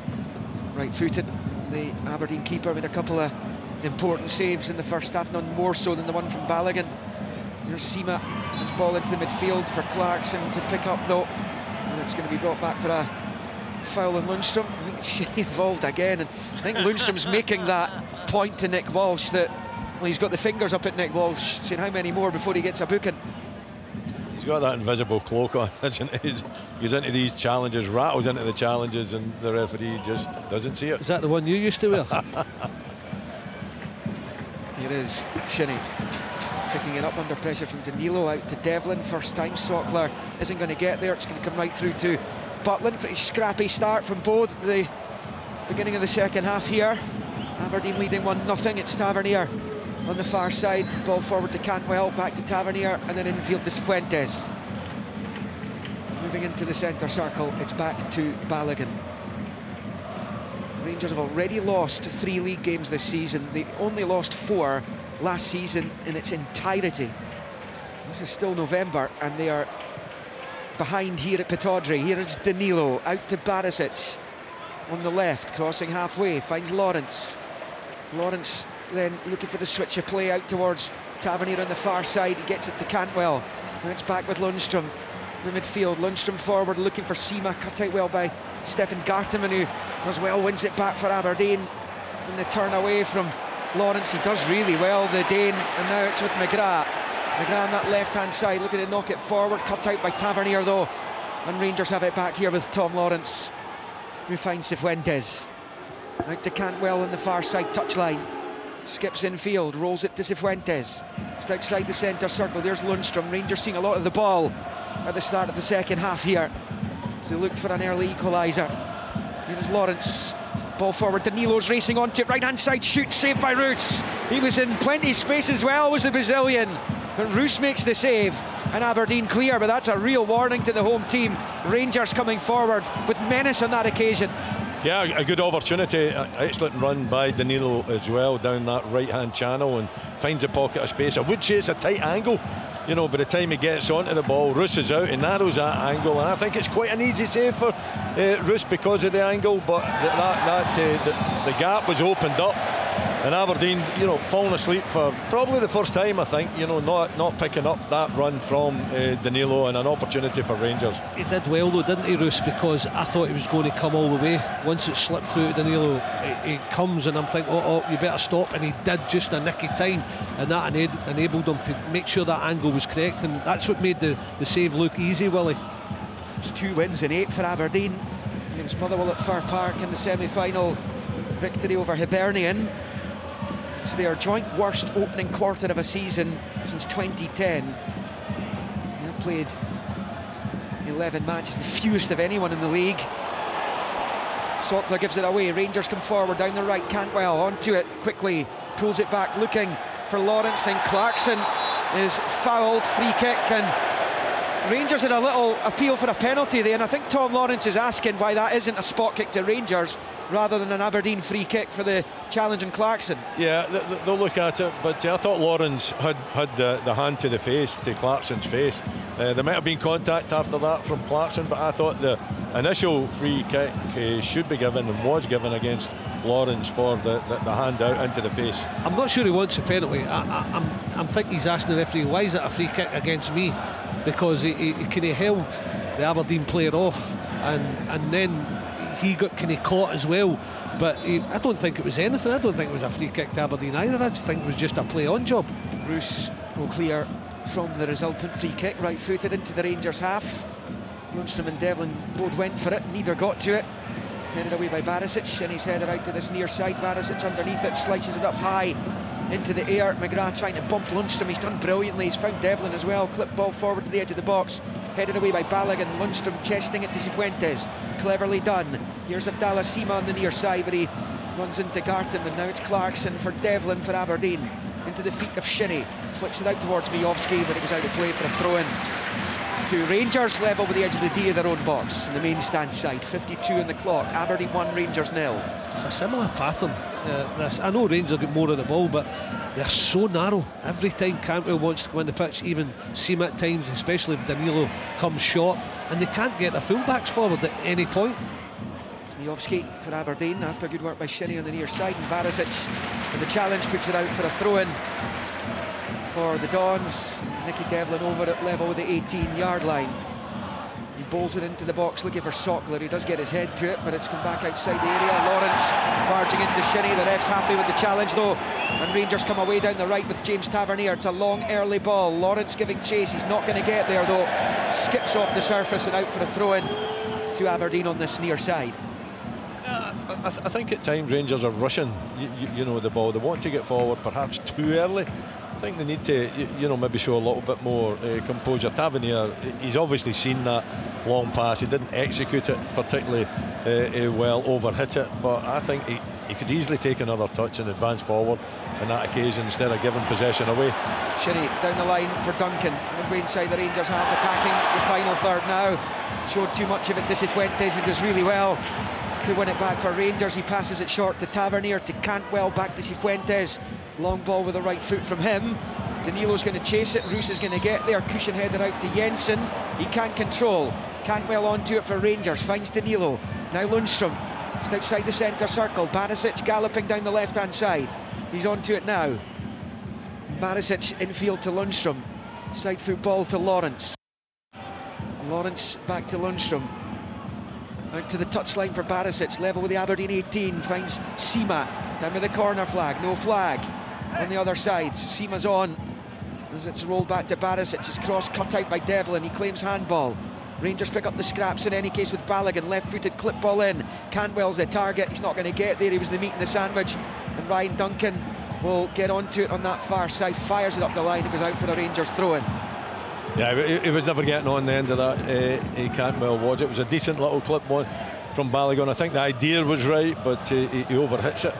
Rangers come forward again into the Aberdeen box. Rubičić clears, now Shinnie to Miovski, back to Graham Shinnie, he'll drive forward, Sockler to his left, Miovski to his right, Miovski's getting onto it now. Lundstrom fighting back for Rangers though. Miovski loses out to the Rangers number 4. It's really well done by John Lundstrom, because Rangers were caught short at the back there again. It's happened a few times, and most notably for Miovski's goal in the first half that separates the teams. 1-0 it remains. Yeah, Balogun's gone missing again into a midfield area. It doesn't have to go in there. Over impetuous, and another opportunity for Aberdeen. Didn't come to anything. Here's Sima down the left. Going to try and shuffle away from Garteman. He does really well against him, wins it back for the home team. Garteman's been excellent today. And fair play to the Aberdeen defence, because they got absolutely annihilated last time out. And the three at the back remain the same, and they've stood firm against Rangers as Balogun is fouled by Shinnie. Free kick to Rangers. Again, Lundstrom's asking for Shinnie to be booked. I don't think they've been asked enough questions at Aberdeen back three, whether it is with that natural width I'm talking about. I would be thinking certainly McCausland just now, because they can't get the full-backs forward, so that the back three can stay nice and narrow and solid, and it's worked out well for them. Here's Cantwell driving the Aberdeen box. He's brought to the ground there by McGrath, and that'll be a yellow for the Aberdeen midfielder. And Rangers have a free kick in Barisic/Tavernier territory, right of the D. You would think it would favour Barisic, but it's certainly going to be surely too good an opportunity for those two to resist not having a pot of goal here. Yeah, there's no argument about the free kick, is there? And the yellow card as well for McGrath. Shinnie getting a little bit involved there. John Lundstrom is constantly in Nick Walsh's ear about Graham Shinnie's on-pitch etiquette. I think I would be as well, to be perfect. I mean, Shinnie's had a good half dozen. I think Graham Shinnie returns the favour at times, or he's always in the referee. That's part of the game. I don't think you can complain about that yellow as well. I mean, I think it was a crucial foul. I think it was a foul that had to be made, and a yellow taken for McGrath. Yeah, Cantwell was looking like he was getting into the box there. It is a chance though for Rangers. A few of the Aberdeen players are getting in Nick Walsh's face. The ref's not happy, he's pushing them all away, telling them to get out of the scene. And Rangers have this free kick, which is just over 20 yards from goal, right hand side of the D of the Aberdeen box. And yes, Barisic and Tavernier are both there. Who will it be? The right foot of Tavernier to whip it towards the left. or potentially that top right corner, or will it be Barisic with the left? 3 Rangers players standing right in front of the Aberdeen wall. Tavernier and Barisic wait. The referee's happy, I think, and Tavernier takes it straight into the wall. Breaks back Tavernier's way. Rubičić gets in the road. Shinnie clears, and Schockler knocks it out for a throw into Rangers on the far side. It's one of his poorest free kicks to the edge of the box in his Rangers career for Tavernier. Nowhere near it, was it? Nowhere near clearing the wall, and you know, it was a large wall there in front of him. You would think it's for the left foot, though, isn't it? That one, I always think it's for the left foot. I think it's really difficult for Tavernier. He's capable with the right foot to kill that into the near corner, top corner, but in that occasion, nowhere near it.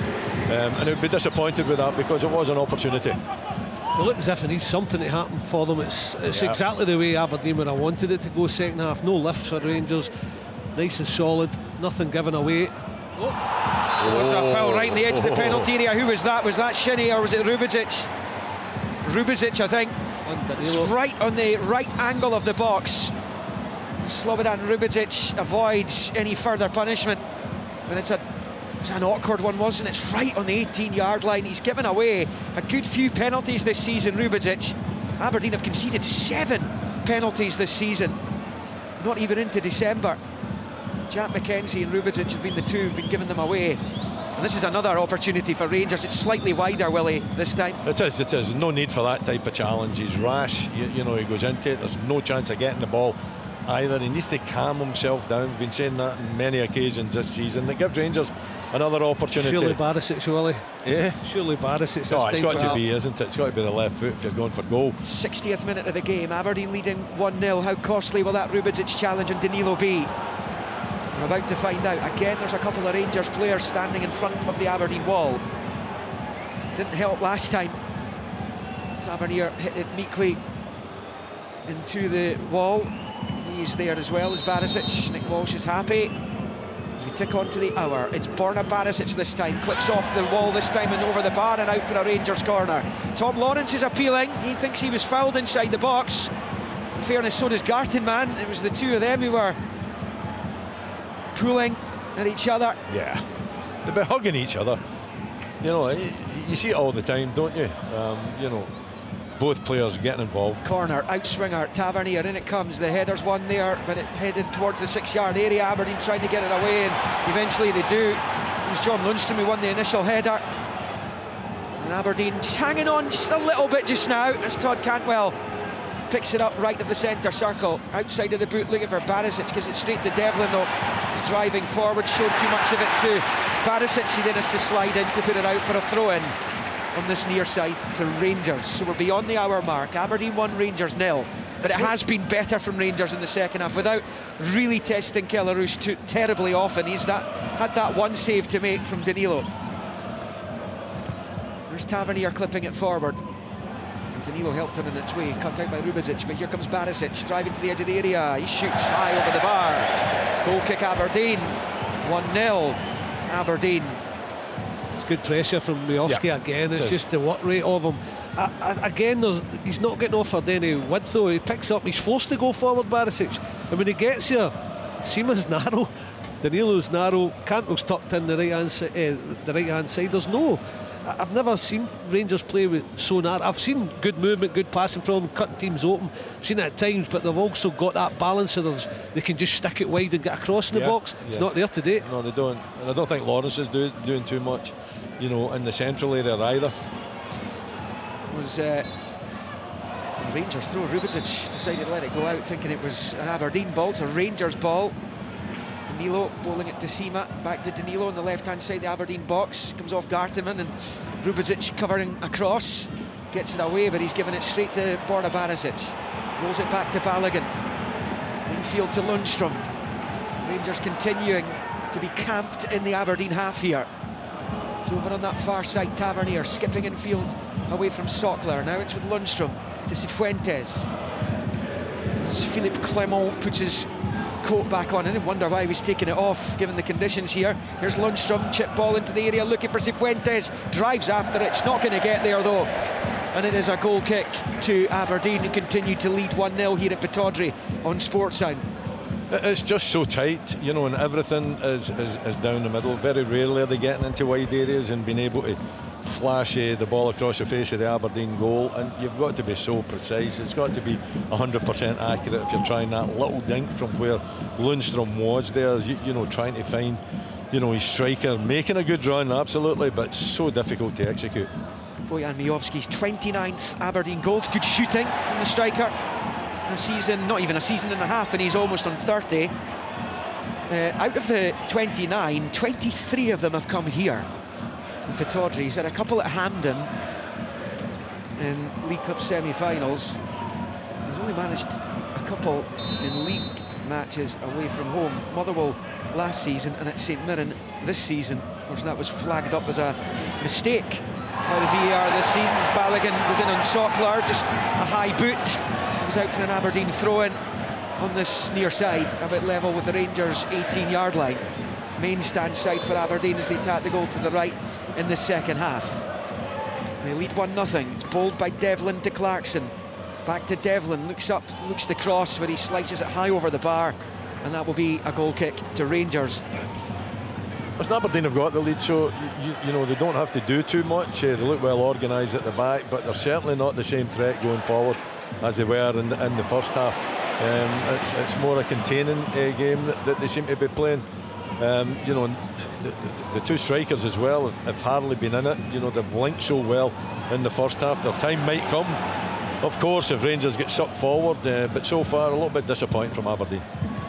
Yeah, they're just soaking up what Rangers are giving them in the opening 20-odd minutes of the second half here as Danilo chases after a ball in the box. Rubizic leaves it for Roos, who eventually goes down and holds on to it. I think there's going to be changes for Aberdeen shortly. Jimmy McGarry, the New Zealand international who's been out with injury, is getting ready. Maybe more than the one change. Brian's down there, so he'll be able to keep us up to date with what is going on with regards to that. As Barry Robson potentially looks to freshen things up a little bit here.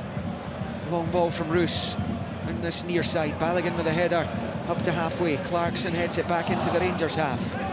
Bouncing ball, it breaks to Balogun, hooks it clear. Now it's Gartham and he shanks it up onto the roof of the main stand. That's going to be a throw into Rangers on this near side. It's been pretty scrappy the last 5 minutes. That'll suit Aberdeen. Rangers, I looked at one of their plays a few moments ago when it was on the right hand side. I thought, go on, Barisic just going straight forward into that space, and he was more concerned because Miovski had popped himself into midfield. Who was picking him up? He should have just told Balogun, you go on him, I'm going to go wide, we're in possession. But it's kind of cagey from Rangers so far. Seema onto a poor clearance by Roos. No foul by Devlin, says the ref. Gartham knocks it forward. McGrath, heavy touch. It's going to break Lundstrom's way for Rangers. Now Cifuentes in the centre circle to Tavernier. Steps in field, finds Lundstrom. Back out to Cifuentes. Side foot ball onto the right touchline for Cantwell. Cantwell level the edge of the D, the Aberdeen box. Rolls it back to Lundstrom. Lundstrom then facing his own goal, looking for Balogun left of the centre circle. Then to Barisic. We'll get to Brian in just a moment. That activity looks to be confirmed for Aberdeen. Gartham slides in on Seema. Let's go to Brian now. Throw in Rangers. Yeah, James McGarry is the player coming on. He's just had a fairly strenuous warm-up. He will be coming on. He'll be replacing Ryan Duncan for Aberdeen, and I don't think it'll be too long before Rangers make some changes. Philippe Clement's been deep in conversation with Alex Rae in the dugout, the opposition dugout this afternoon. But the first change made, Ryan Duncan's off and James McGarry comes on. First change of the game. And, McGarry has been out injured, so he'll be glad to be involved again as he makes his way onto the pitch. He worked with Nick Montgomery in Australia, helped them to silverware, as the Hibs manager, of course, made the journey to Scotland a bit later than McGarry, summer signing. Here is Lundstrom for Rangers, knocking it forward here for Seema. Now Barisic stepping in field away from Devlin. Square ball for Lundstrom. Aberdeen leading 1-0, heading into the final quarter of the game here. It's Goldson. Knocks it forward to Cifuentes. Short ball to Tavernier. Back to Goldson, right of the centre circle. Stepping away from Sockler. Forward, low ball for Danilo. Challenged by Rubizic. Lovely little pirouette from Miovski to win it back for Aberdeen. Here's Devlin. Devlin plays it off Barisic, gets it back though. Devlin goes down, free kick, says Nick Walsh. A free kick to Aberdeen. Philippe Clement did not agree with that award. And there's going to be a free kick to Aberdeen down in this near side. Rangers loads of the ball in the Aberdeen half, but just that one real opportunity for Danilo from the tight angle in the second half, and I think they're going to make a change shortly as well. Yeah, we'll do that. Let's go to Brian and just see who Rangers are bringing on. Yeah, they are going to be bringing on Rabbi Matondo, but I'm not quite sure as yet, Liam, who'll be coming on, but Matondo will be the player coming on. Well, he certainly got that burst of pace, Rabbi Matondo. Started the season pretty well as Aberdeen pick up with Shinnie. Tries to knock it to McGarry, cut out by Tavernier. Now Cifuentes comes forward out to that right hand side. Shinnie with the challenge. He's forced back the way to Tavernier. Now Cantwell. Cantwell swaggering up towards halfway. Side foot with the right to Barisic on the left. Low ball to Abdallah Sima on the left hand side of the Aberdeen penalty area. Taking on Garterman, who goes down. No free kick. Sima continues. Chips the ball into the box. Doesn't find Cantwell. It's going to break to the right hand side of the area where McGarry will see it behind, but I think it's going to go behind for the corner rather than the goal kick that McGarry was hoping for. Garterman's taken a sore one just in the build up to that. Let's go to Brian, because Aberdeen are going to make another change here just before the corner. Yeah, Dante Polvara is stripped and ready to come on, and he'll be replacing Esther Sockler. Still not sure yet who Rabbi Matondo will be coming on for. Polvara will have to defend the Rangers corner. That'll be his first act as Sockler comes off. First start for him today. It was his 17th Aberdeen appearance, but the 16 beforehand all came from the bench, and he's going to be replaced by Polvara. He's barely been in the game in the second half, Willie, so you can understand why Barry Robson's making that change. Yeah, run his race, isn't it? And Aberdeen don't have any control of the game. Rangers have total control of the ball now. So, you know, they were largely ineffective in the second half. In comes the corner. It's headed away by Aberdeen. In fact, it's come off a Rangers end with Sima and out for a goal kick, well wide. And I believe Abdallah Sima's the player to be withdrawn. In fact, there's the confirmation of it. Matondo, the Welshman, will replace Sima. He's been pretty quiet today. He had that terrific purple patch just 6 games ago when the goals began to dry up. It's 7 without now for him, and he will be replaced by Matondo as Rangers try and rejig things for the push for points. Of course, they were in a deeper hole than this almost a year ago at Pittodrie, 2-1 down in second half stoppage time. Somehow managed to win the game 3-2 thanks to those 2 Scott Arfield goals. It was last December. As Clarkson picks up for Aberdeen, clipping it forward, looking for Miovski. Goldson's covering, goes back to his goalkeeper, and Butland slices it up high into the air. Rangers under pressure all of a sudden. Devlin heads it across the 6-yard area, and Butland gets onto it, but that was it's one the goalkeeper certainly didn't appreciate, having come back towards him. A really difficult one for him, so it proved. Yeah, it was a poor pass back, wasn't it? But again, Devlin wins the header, the ball goes up in the air, and you're thinking the 2 giants of the centre-backs that Rangers have, surely one of them goes and dominates the ball. And then Nicky Devlin manages to out-jump both of them and get a little flick on. Nothing came of it, but, you know, it just shows how inept they've been in the air, Rangers at the back. And Aberdeen giving the ball away again. They've not passed it at all well since half-time. Here's Matondo for Rangers, first feel of the ball for him. Rolls it to Cifuentes. Square ball for Lundstrom. Lundstrom then to Tavernier.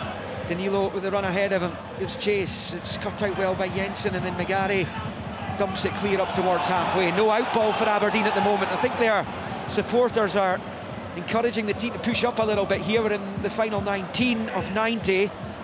Aberdeen leading 1-0 thanks to that Miovski goal in 11. And it's Connor Goldson for Rangers to try and pick their way through.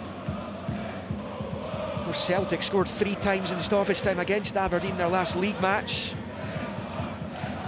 It looked a lot tighter today, but then Rangers haven't been anywhere near as potent a force to deal with. But here's Matondo going down and winning the free kick. Gartenman's challenge. This is about level with the edge of the D of the Aberdeen box. Slightly further back than that, I think, by the time it's taken. And it's an opportunity for Rangers to swing the ball in on top of that Aberdeen penalty area.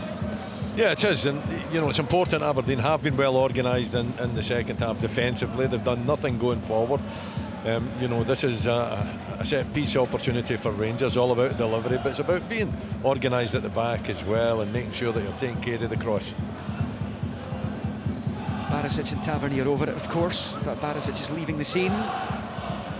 Tavernier will swing this in with the right foot from the left-hand side. It will be Tavernier now, right-footed in towards the penalty spot. It's not clear by Gartenmann.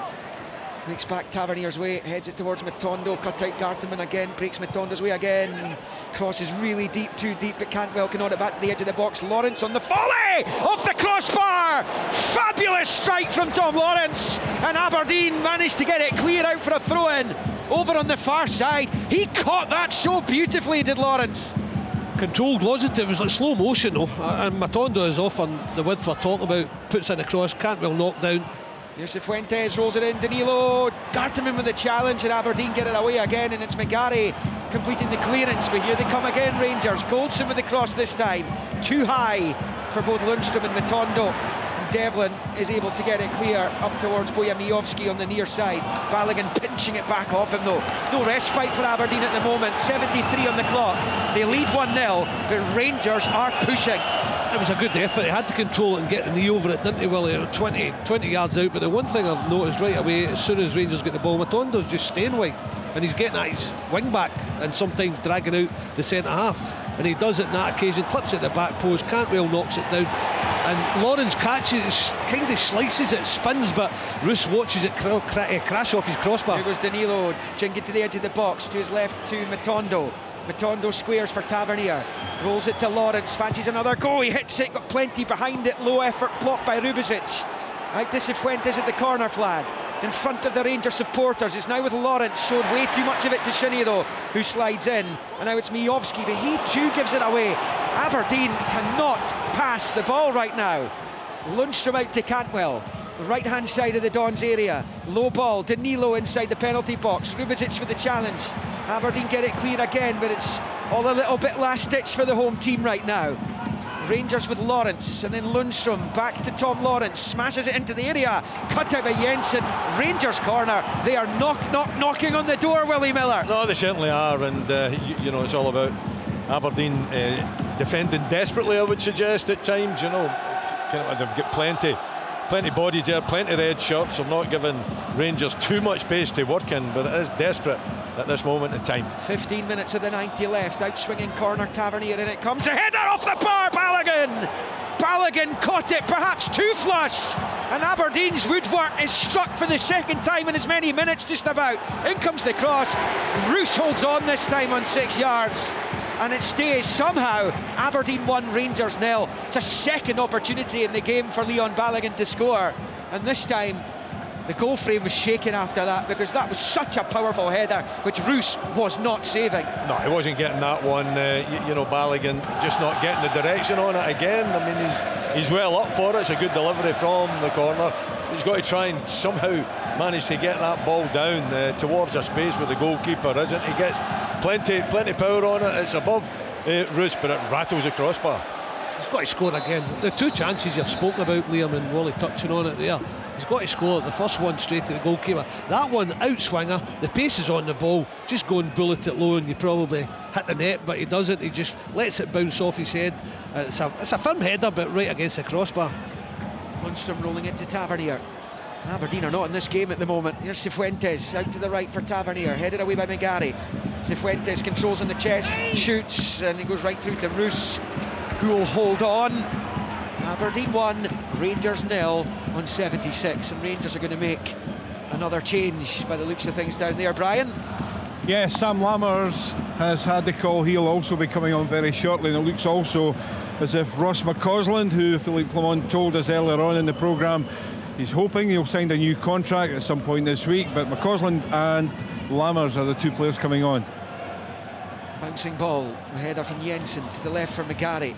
Forward to McGrath, flicking it back towards McGarry on the far side. He's done really well. James McGarry goes down, free kick Aberdeen, midway inside the Rangers half on that south stand side, and that just relieves a bit of the pressure that the defence have been coming under as well, if nothing else. Yeah, no, that's exactly the point, Liam. I think that pressure has to be relieved a little bit. McGarry doing extremely well against two Rangers players too, having to fight really hard for it, winning that battle, getting pulled to the ground, and winning Aberdeen the free kick gives them a little bit of opportunity to get forward. Just takes the pressure off, allows the brain to start getting a little bit clearer again after being under pressure for most of this second half.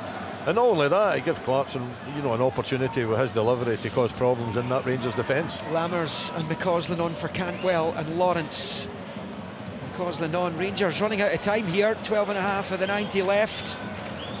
And could it be Celtic held at home by Motherwell yesterday that they end up extending their lead over Rangers at the top of the Premiership this weekend? Clarkson with a free kick. The flicked header by Polvara goes well past, and that's going to be a goal kick to Rangers. Yeah, it's really difficult to get anything on that. I mean, he managed to get a little bit on it, comes off the side of his head. He's trying to find the back post, I'm sure, but it goes well past. Another good delivery though, in from Clarkson. Miovski's wanting off, by the way. It's going to be he quite clearly who's going to come off to be replaced by Duke in just a moment. It's Cifuentes for Rangers. Rolls it to Tavernier on the right, onto the touchline for McCausland, who's just on. The young man from County Antrim skipping in field, rolling it to Cifuentes. Lammers moves ahead of him. It comes back to McCausland on the far side. Here he comes, moving towards the edge of the Aberdeen box. Nobody coming to meet him. Moves it to the left for Barisic. Takes a touch, looks up, fires it towards the box. Cut out by Polvara. Devlin will get there. Can he keep it in play? Can just about. Miovski's going to chase. Balogun gets there first and goes back to his goalkeeper. Now it's Leon Balogun. Based on the second half performance, if Rangers leave Pittodrie empty-handed, Philippe Clement will not be impressed. Because they've been much better in the second half, Billy. It's the opportunity as well, before the game starts. We touched on it with Rich at the start of the programme. I mean, win your 2 games in hand, you get to within 3. Yeah. That's a dream for Philippe Clement coming to this club, considering where Rangers were. And look, they've still got time, but it doesn't look too positive at the moment. Yeah, but here's McCausland for Rangers, rolling it forward, cut out by McGrath. Breaks to Danilo, and a misunderstanding with Cifuentes, and he puts it out for a throw-in. On the far side as Miovski drops down. I was saying he was rolling his fingers there to the bench to say, get me off now. And he will be replaced by Duke. As Aberdeen look to close things out. 10 minutes of the 90 to play. Willie Miller. He's worked hard, there's no doubt about it. He always works hard, actually. He's got an eye for a goal. He's cool and calm in front of a goal when he gets the opportunity. That's his hallmark. But there's a lot to Miovski to like. The Where way does he rank, plays. Willie, with Aberdeen strikers? Not just the ones you played with, or the ones you signed, even, because you signed some decent ones. Have you ever heard this programme about 80 times when he just gets a turn No. You were more like Duke. You were more like Duke than Miovski. I just enjoy watching him. He's an intelligent player. He makes it difficult for centre backs. He finds space. He plays on the shoulder. He drifts off the shoulder. He works extremely hard. When he gets an opportunity, invariably he takes it. Albeit most of his goals at home, the reason for that, maybe he's not getting enough chances away from home. I did all that for you, Willie, but the goals just came when you left. I'm sorry. Yes, it's okay, Dodge. You don't have to. I love Miovski. I really do. I think the way I would label him is he's got a bit of everything, as Willie said, but he just gives you his tank every game. Here come Rangers. Lundstrom, final 10 of the 90. Aberdeen 1, Rangers 0. It's Tavernier losing out though, and now Duke gets his first touch, trying to hold off Lundstrom, which he does, but shows too much of it to Goldson. Barisic picks up and sweeps it to the right of the circle for Lundstrom, who comes up to halfway. Infield to Cifuentes, and now Barisic leaves it for Matondo up against Polvara. It's Ravi Matondo down this near side. Polvara sticking to him and getting the challenge in, but it breaks Balogun's way. Now he finds Goldson. Forward to the right of the circle for Lundstrom. Out to the far side for Tavernier on the touchline. McGrath in front of him, goes back to John Lundstrom. Aberdeen clearly quite happy to try and defend this lead. Not too many clean sheets this season, you would have to say. Just the 4. This is their 21st game as it breaks down for Rangers on the near side again, and out for an Aberdeen throw-in. The Dons lead 1-0, 81.5 on the clock. The question is, Liam, are Rangers good enough, to work something when Aberdeen are just sitting there now? I think at this stage of the game, tactically, there's no an issue in playing that way. And to be perfectly honest, Rangers at this moment in time don't look as though they're capable of breaking the Aberdeen organisation down. So I think the question's very much in front of the Rangers players out there. Are you good enough to break us down? So far in this second half, the answer is no. We'll have to wait until the final whistle to see if that's how it remains. Aberdeen have a throw in just beyond the midway point of the Rangers half in this main stand side, right down below us. Devlin takes it short to Polvara. Back to Devlin, lifts it forward, headed away by Barisic. Polvara couldn't find Duke. He'll chase Barisic down on this near side. He's blocked the clearance. Holds off Barisic. Aberdeen with Devlin. Loses out to Barisic though. And Matondo stabs away. Shinnie for Polvara. Out to Devlin. Well, that's going to go out for a Rangers throw in deep inside their own half. Aberdeen continue to lead by a goal to nil here. These two clubs, of course, will find out who they'll play in the Scottish Cup 4th round in January. The draw made on Sportscene live this evening after the highlights of this game. 7:15 on the BBC Scotland channel as Jack Butland, looking for Tavernier, puts it straight out for an Aberdeen throw-in over on the far side. And he's having a go. And Barisic, I think it was, I don't think he wanted the ball back at him in any case. It's a Don's throw-in over on the far side. No, but Butland should be ready for that. He should be good enough to take a little touch on it and find Tavernier. He tries to take it first time. You know, he can easily set that up for himself. Yes, maybe he didn't want it, but he's got it and he's got to deal with it, and he didn't. McGarry to Shinnie, back to McGarry, and back to Shinnie. Shinnie into the box for Duke, challenging by Goldson, finds Tavernier, and Butland, this time it's first time it's a clearance. Ljubičić is underneath it with a head. That's going to go out for a Rangers throw-in over on that far side. Heading towards the final 6 minutes of the 90. Tall order for Rangers to win this game now. They were, as I said earlier, in a bigger spot here a year ago, also behind against Hearts going into the closing stages of that one. They won that one 2-1. Here is Matondo. Matondo on the left-hand side, right foot ball to the right-hand side of the box, headed away by McGarry. McGrath loses it to Tavernier. Tavernier level with the 6. Deep ball in, Gartenman flicks it away. It's only half clear. Rabbi Matondo keeps it alive, finds Barisic onto his right side of the edge of the box, bends it towards the goal frame, but well wide, and it stays. Aberdeen 1, Rangers 0 on 84 and a half. Yeah, he gets on his right foot. You're never, you're actually saying to him, have a go with that right foot, because 1 in 10 perhaps is going to be in target. That one wasn't in target. He's trying to curl it towards the back post, but he's nowhere near getting it right. And I think Aberdeen quite happy with that kind of if you're effort. in that organisation, you're sitting on the edge of your box and your full back cuts in and he's going on his weaker foot, you're quite happy. Well, you're right, but the difference is he's higher. Tavernier higher, width, and it's pinned Aberdeen back. But you're right though, there's something about you don't think they're going to get this breakthrough, but you never write off Celtic or Rangers in this period of time. Exactly. This is notoriously when they managed to launch salvage missions. Here's Tavernier. These two clubs, I think they've got 12 games between now, including this one, and the 2nd of January. December's going to be so busy for them. Here's Tavernier wide in the right for Rangers in the Aberdeen half. Down the line for McCausland. Back to Tavernier. And now Goldson. Goldson right of the centre circle out to Tavernier. The Aberdeen fans trying to push them towards this final stage of the game. Ljubičić leaves it for Roos. Go ball in, and Roos holds on. And it's Aberdeen 1, Rangers 0.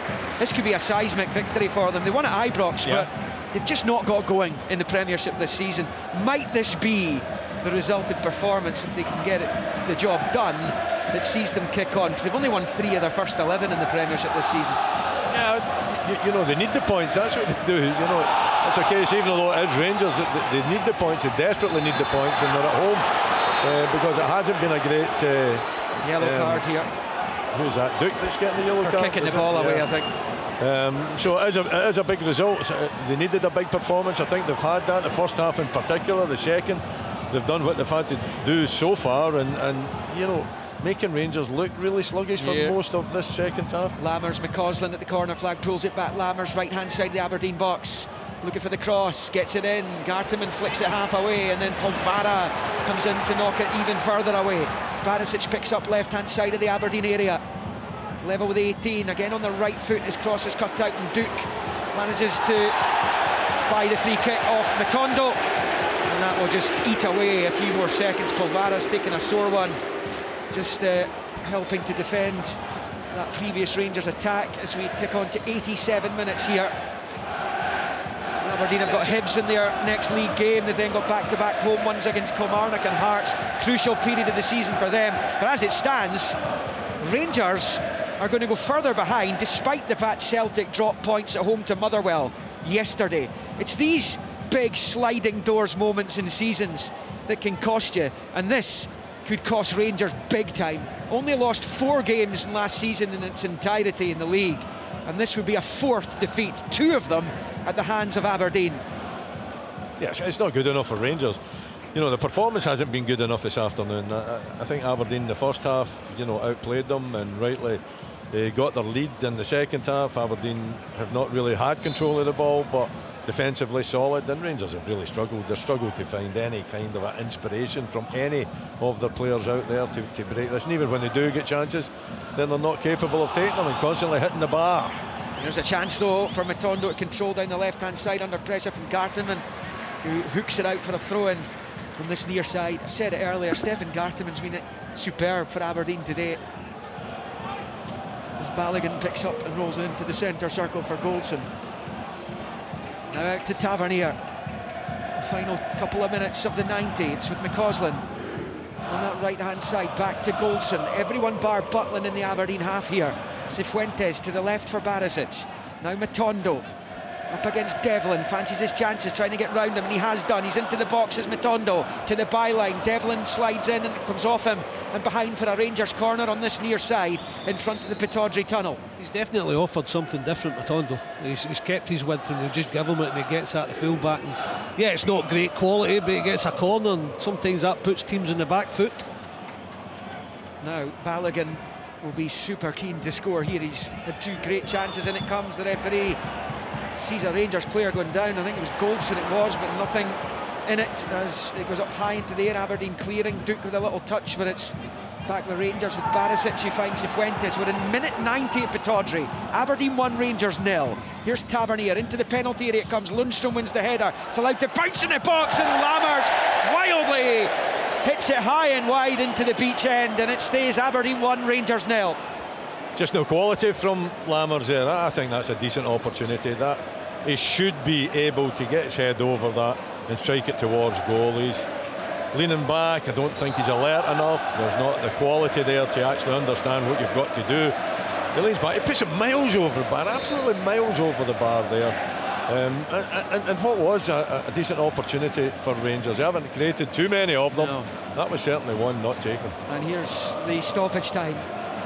The 4th official, Matt McDermott, is the board. 5 minutes added. 5 minutes added. There's a VAR check going on, incidentally. Goldson, I was watching him. He was at Nick Walsh, and he's saying he'd get my jersey pulled, and he was still at him coming out the box, and they're having a look. Nick Walsh is in dialogue with the video assistant, who is Andrew Dallas. I did wonder when I saw Goldson go down. Nick Walsh didn't see anything in it initially. Brian McLaughlin has had a look at it. Brian? Yeah, there's a potential shirt tug on the shirt of Goldson, and I think it looks like Nick Walsh is going to be going over, and we know what that means. Wow. This is likely to be a penalty to Rangers. Soft as it may be, I think this will be given. He's coming over to have a look at the monitor, but 99 times out of 100 the referee overturns his initial decision, and our Rangers about to be bailed out by a penalty again. He's having a look at the replay. I can't see who the offending Aberdeen player was on Connor Goldson as he went down round about the penalty spot. It's Gartenman who made the challenge, and Barry Robson and his coaching staff all out there having a nervous look at Nick Walsh, who appears set to give Rangers a chance to take a point from this game. It looked like they were going to lose. He's still down there looking at it. And how many replays between them now? Nick Walsh and Andrew Dallas had a look at. They can't make their minds up yet. Still the check goes on. Barry Robson chatting to the 4th official. Big moment this, huge moment. Not just in this game, but in the season of these two teams. Was Connor Goldson fouled? Here he goes, Nick Walsh. He's made his mind up and he gives Rangers the penalty. Penalty to Rangers. And James Tavernier's already on his way to collect the ball. I think there's a yellow coming here as well. It's Garterman, Liam. That must have been for the tug or for the infringement. We'll maybe get an opportunity to see it again. But the referees went over. He's had a look, took his time. Looks as though Dodgy's sitting beside me. He's seen it. Looks as though there's a tug in the jersey. He's a tug in the jersey, let it go. And the galling thing is the Aberdeen player who's in the front area is going to head it clean anyway. But I tell you, Willie, as a defender now, you know the rules. You run the risk if you tug the jersey. There can be no complaints, but my word, it's... this is Rangers' 10th penalty of the season. It's the 8th one Aberdeen have conceded. And James Tavernier, who has more goals against Aberdeen than against anyone else, has the chance to plunder a point for the visitors. Right-footed penalty. James Tavernier, here he goes against Roos. He scores! 1-1! Tavernier right down the middle, goes to try and get the ball back because they still feel they've time to win this. But Rangers sucker Aberdeen with a spot kick in second half stoppage time. And how big will that be? Aberdeen 1, Rangers 1. Yeah, it's a big one for Rangers, isn't it? You know, a moment of madness perhaps from Garterman, who's been excellent all afternoon, gets himself a yellow card as well. And Tavernier, you know, he puts it a little bit to the left of Roos. It's plenty of power. It's not in the corner by any means, but it finds the back of the net to give Rangers a respite. Listen, they've been knocking at the door, but they haven't really shown the quality to break that Aberdeen defence down. They've managed to get that late one to at least get an equaliser. They'll be hoping perhaps for a winner and repeating history, but at the same time they haven't shown the quality that's required. No, and it was going to take something like that, wasn't it? Something daft, a mistake from Aberdeen that were going to get them back in the match, and they have done. It was well taken. Let's look at Tavernier. The pressure's on him, seconds to go, right down the middle, good connection. Are they about to score again? Here's Matondo, he's burned away from Devlin, looks up, crosses in! The header from Lammers is straight at Roos. That was the chance to win it, and to repeat what they did here last December. It stays 1-1 though. How does he miss that, Lammers? I mean, it's quite incredible. Great run down the left-hand side, fantastic cross into the box. Lammers finds the pocket of space, he makes a run, he's not in the middle of the goal, a little bit nearer the front post, but he heads it straight to Roos. It's incredible. If he gets any direction in that at all, it's a goal and it's a winner. A wee bit like Balogun, isn't it? Just either side's a goal. But the width again. Matondo was brilliant. It's just something different. They were playing two narrow Rangers. You've got to credit them, they've kept going, they've taken a penalty, well, they nearly nicked it. We've played the 5 minutes of stoppage time, but clearly the penalty and the check will mean that this will go on for another few minutes yet. Up into the air it goes, helped on its way by McGrath for Aberdeen. Balogun clears on the edge of the D. Clarkson and now Shinnie, and then to Devlin. Devlin shows too much of it to Lundstrom, and now it's with Barisic. Will certainly feel they deserve at least a point out of this Rangers based on their second half performance and the chances they've created. Polvara gives it away to McCausland, then Clarkson loses out to Danilo, who pops it through for Lammers. Danilo caught, Rangers play on though, given an advantage. Here's Matondo, left hand side of the box, blocked by Garterman and out for a Rangers throw-in. Though Garterman and the Aberdeen bench felt it should have gone their way. Matondo with the throw-in, Lammers in the box, back out wide left for Matondo. Rangers know even a point's not really enough for them today. As much as they'd celebrate coming from behind in stoppage time, a point really isn't enough given Celtic dropped 2 yesterday.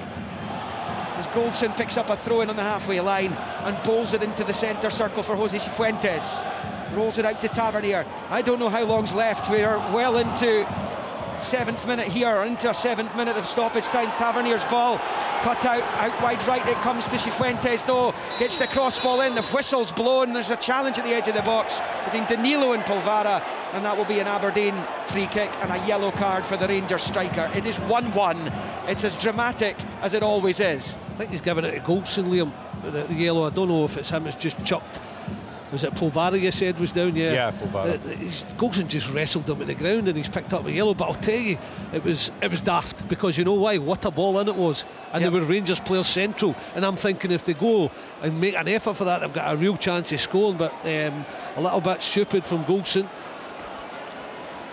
Well, Aberdeen's penchant for conceding penalties this season coming back to haunt them again as the final whistle does go. It's a point apiece. You can hear what the natives make of that, though. They appeared set for all three, thanks to Wojciechowski's 11th minute goal. But the officials are getting it tight from the home fans here, because Nick Walsh, having initially seen nothing in the challenge between Gartenmann and Golson, was called over to have a look at it by Andrew Dallas, the video assistant, and after a long check, he eventually decided it was a penalty, overturned his initial decision, and James Tavernier does what he generally does against Aberdeen at score. That's his 12th penalty that he's converted against the Dons. He's got a better goal-scoring record against them than anyone else. And whilst Aberdeen will feel aggrieved, Rangers will feel a point was the least they deserved, based primarily on the second half performance. So Leon Balogun's hit the bar, Lawrence hit the bar.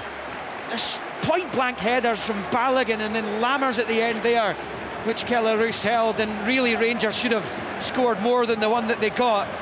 But it's still a penalty that they've had to rely on to take a point from this. And despite Celtic's frustrations yesterday in drawing at home to Motherwell, there has been zero damage done to the champions' lead at the top of the Premiership following this weekend's matches, because it finished here at Pittodrie. Aberdeen 1,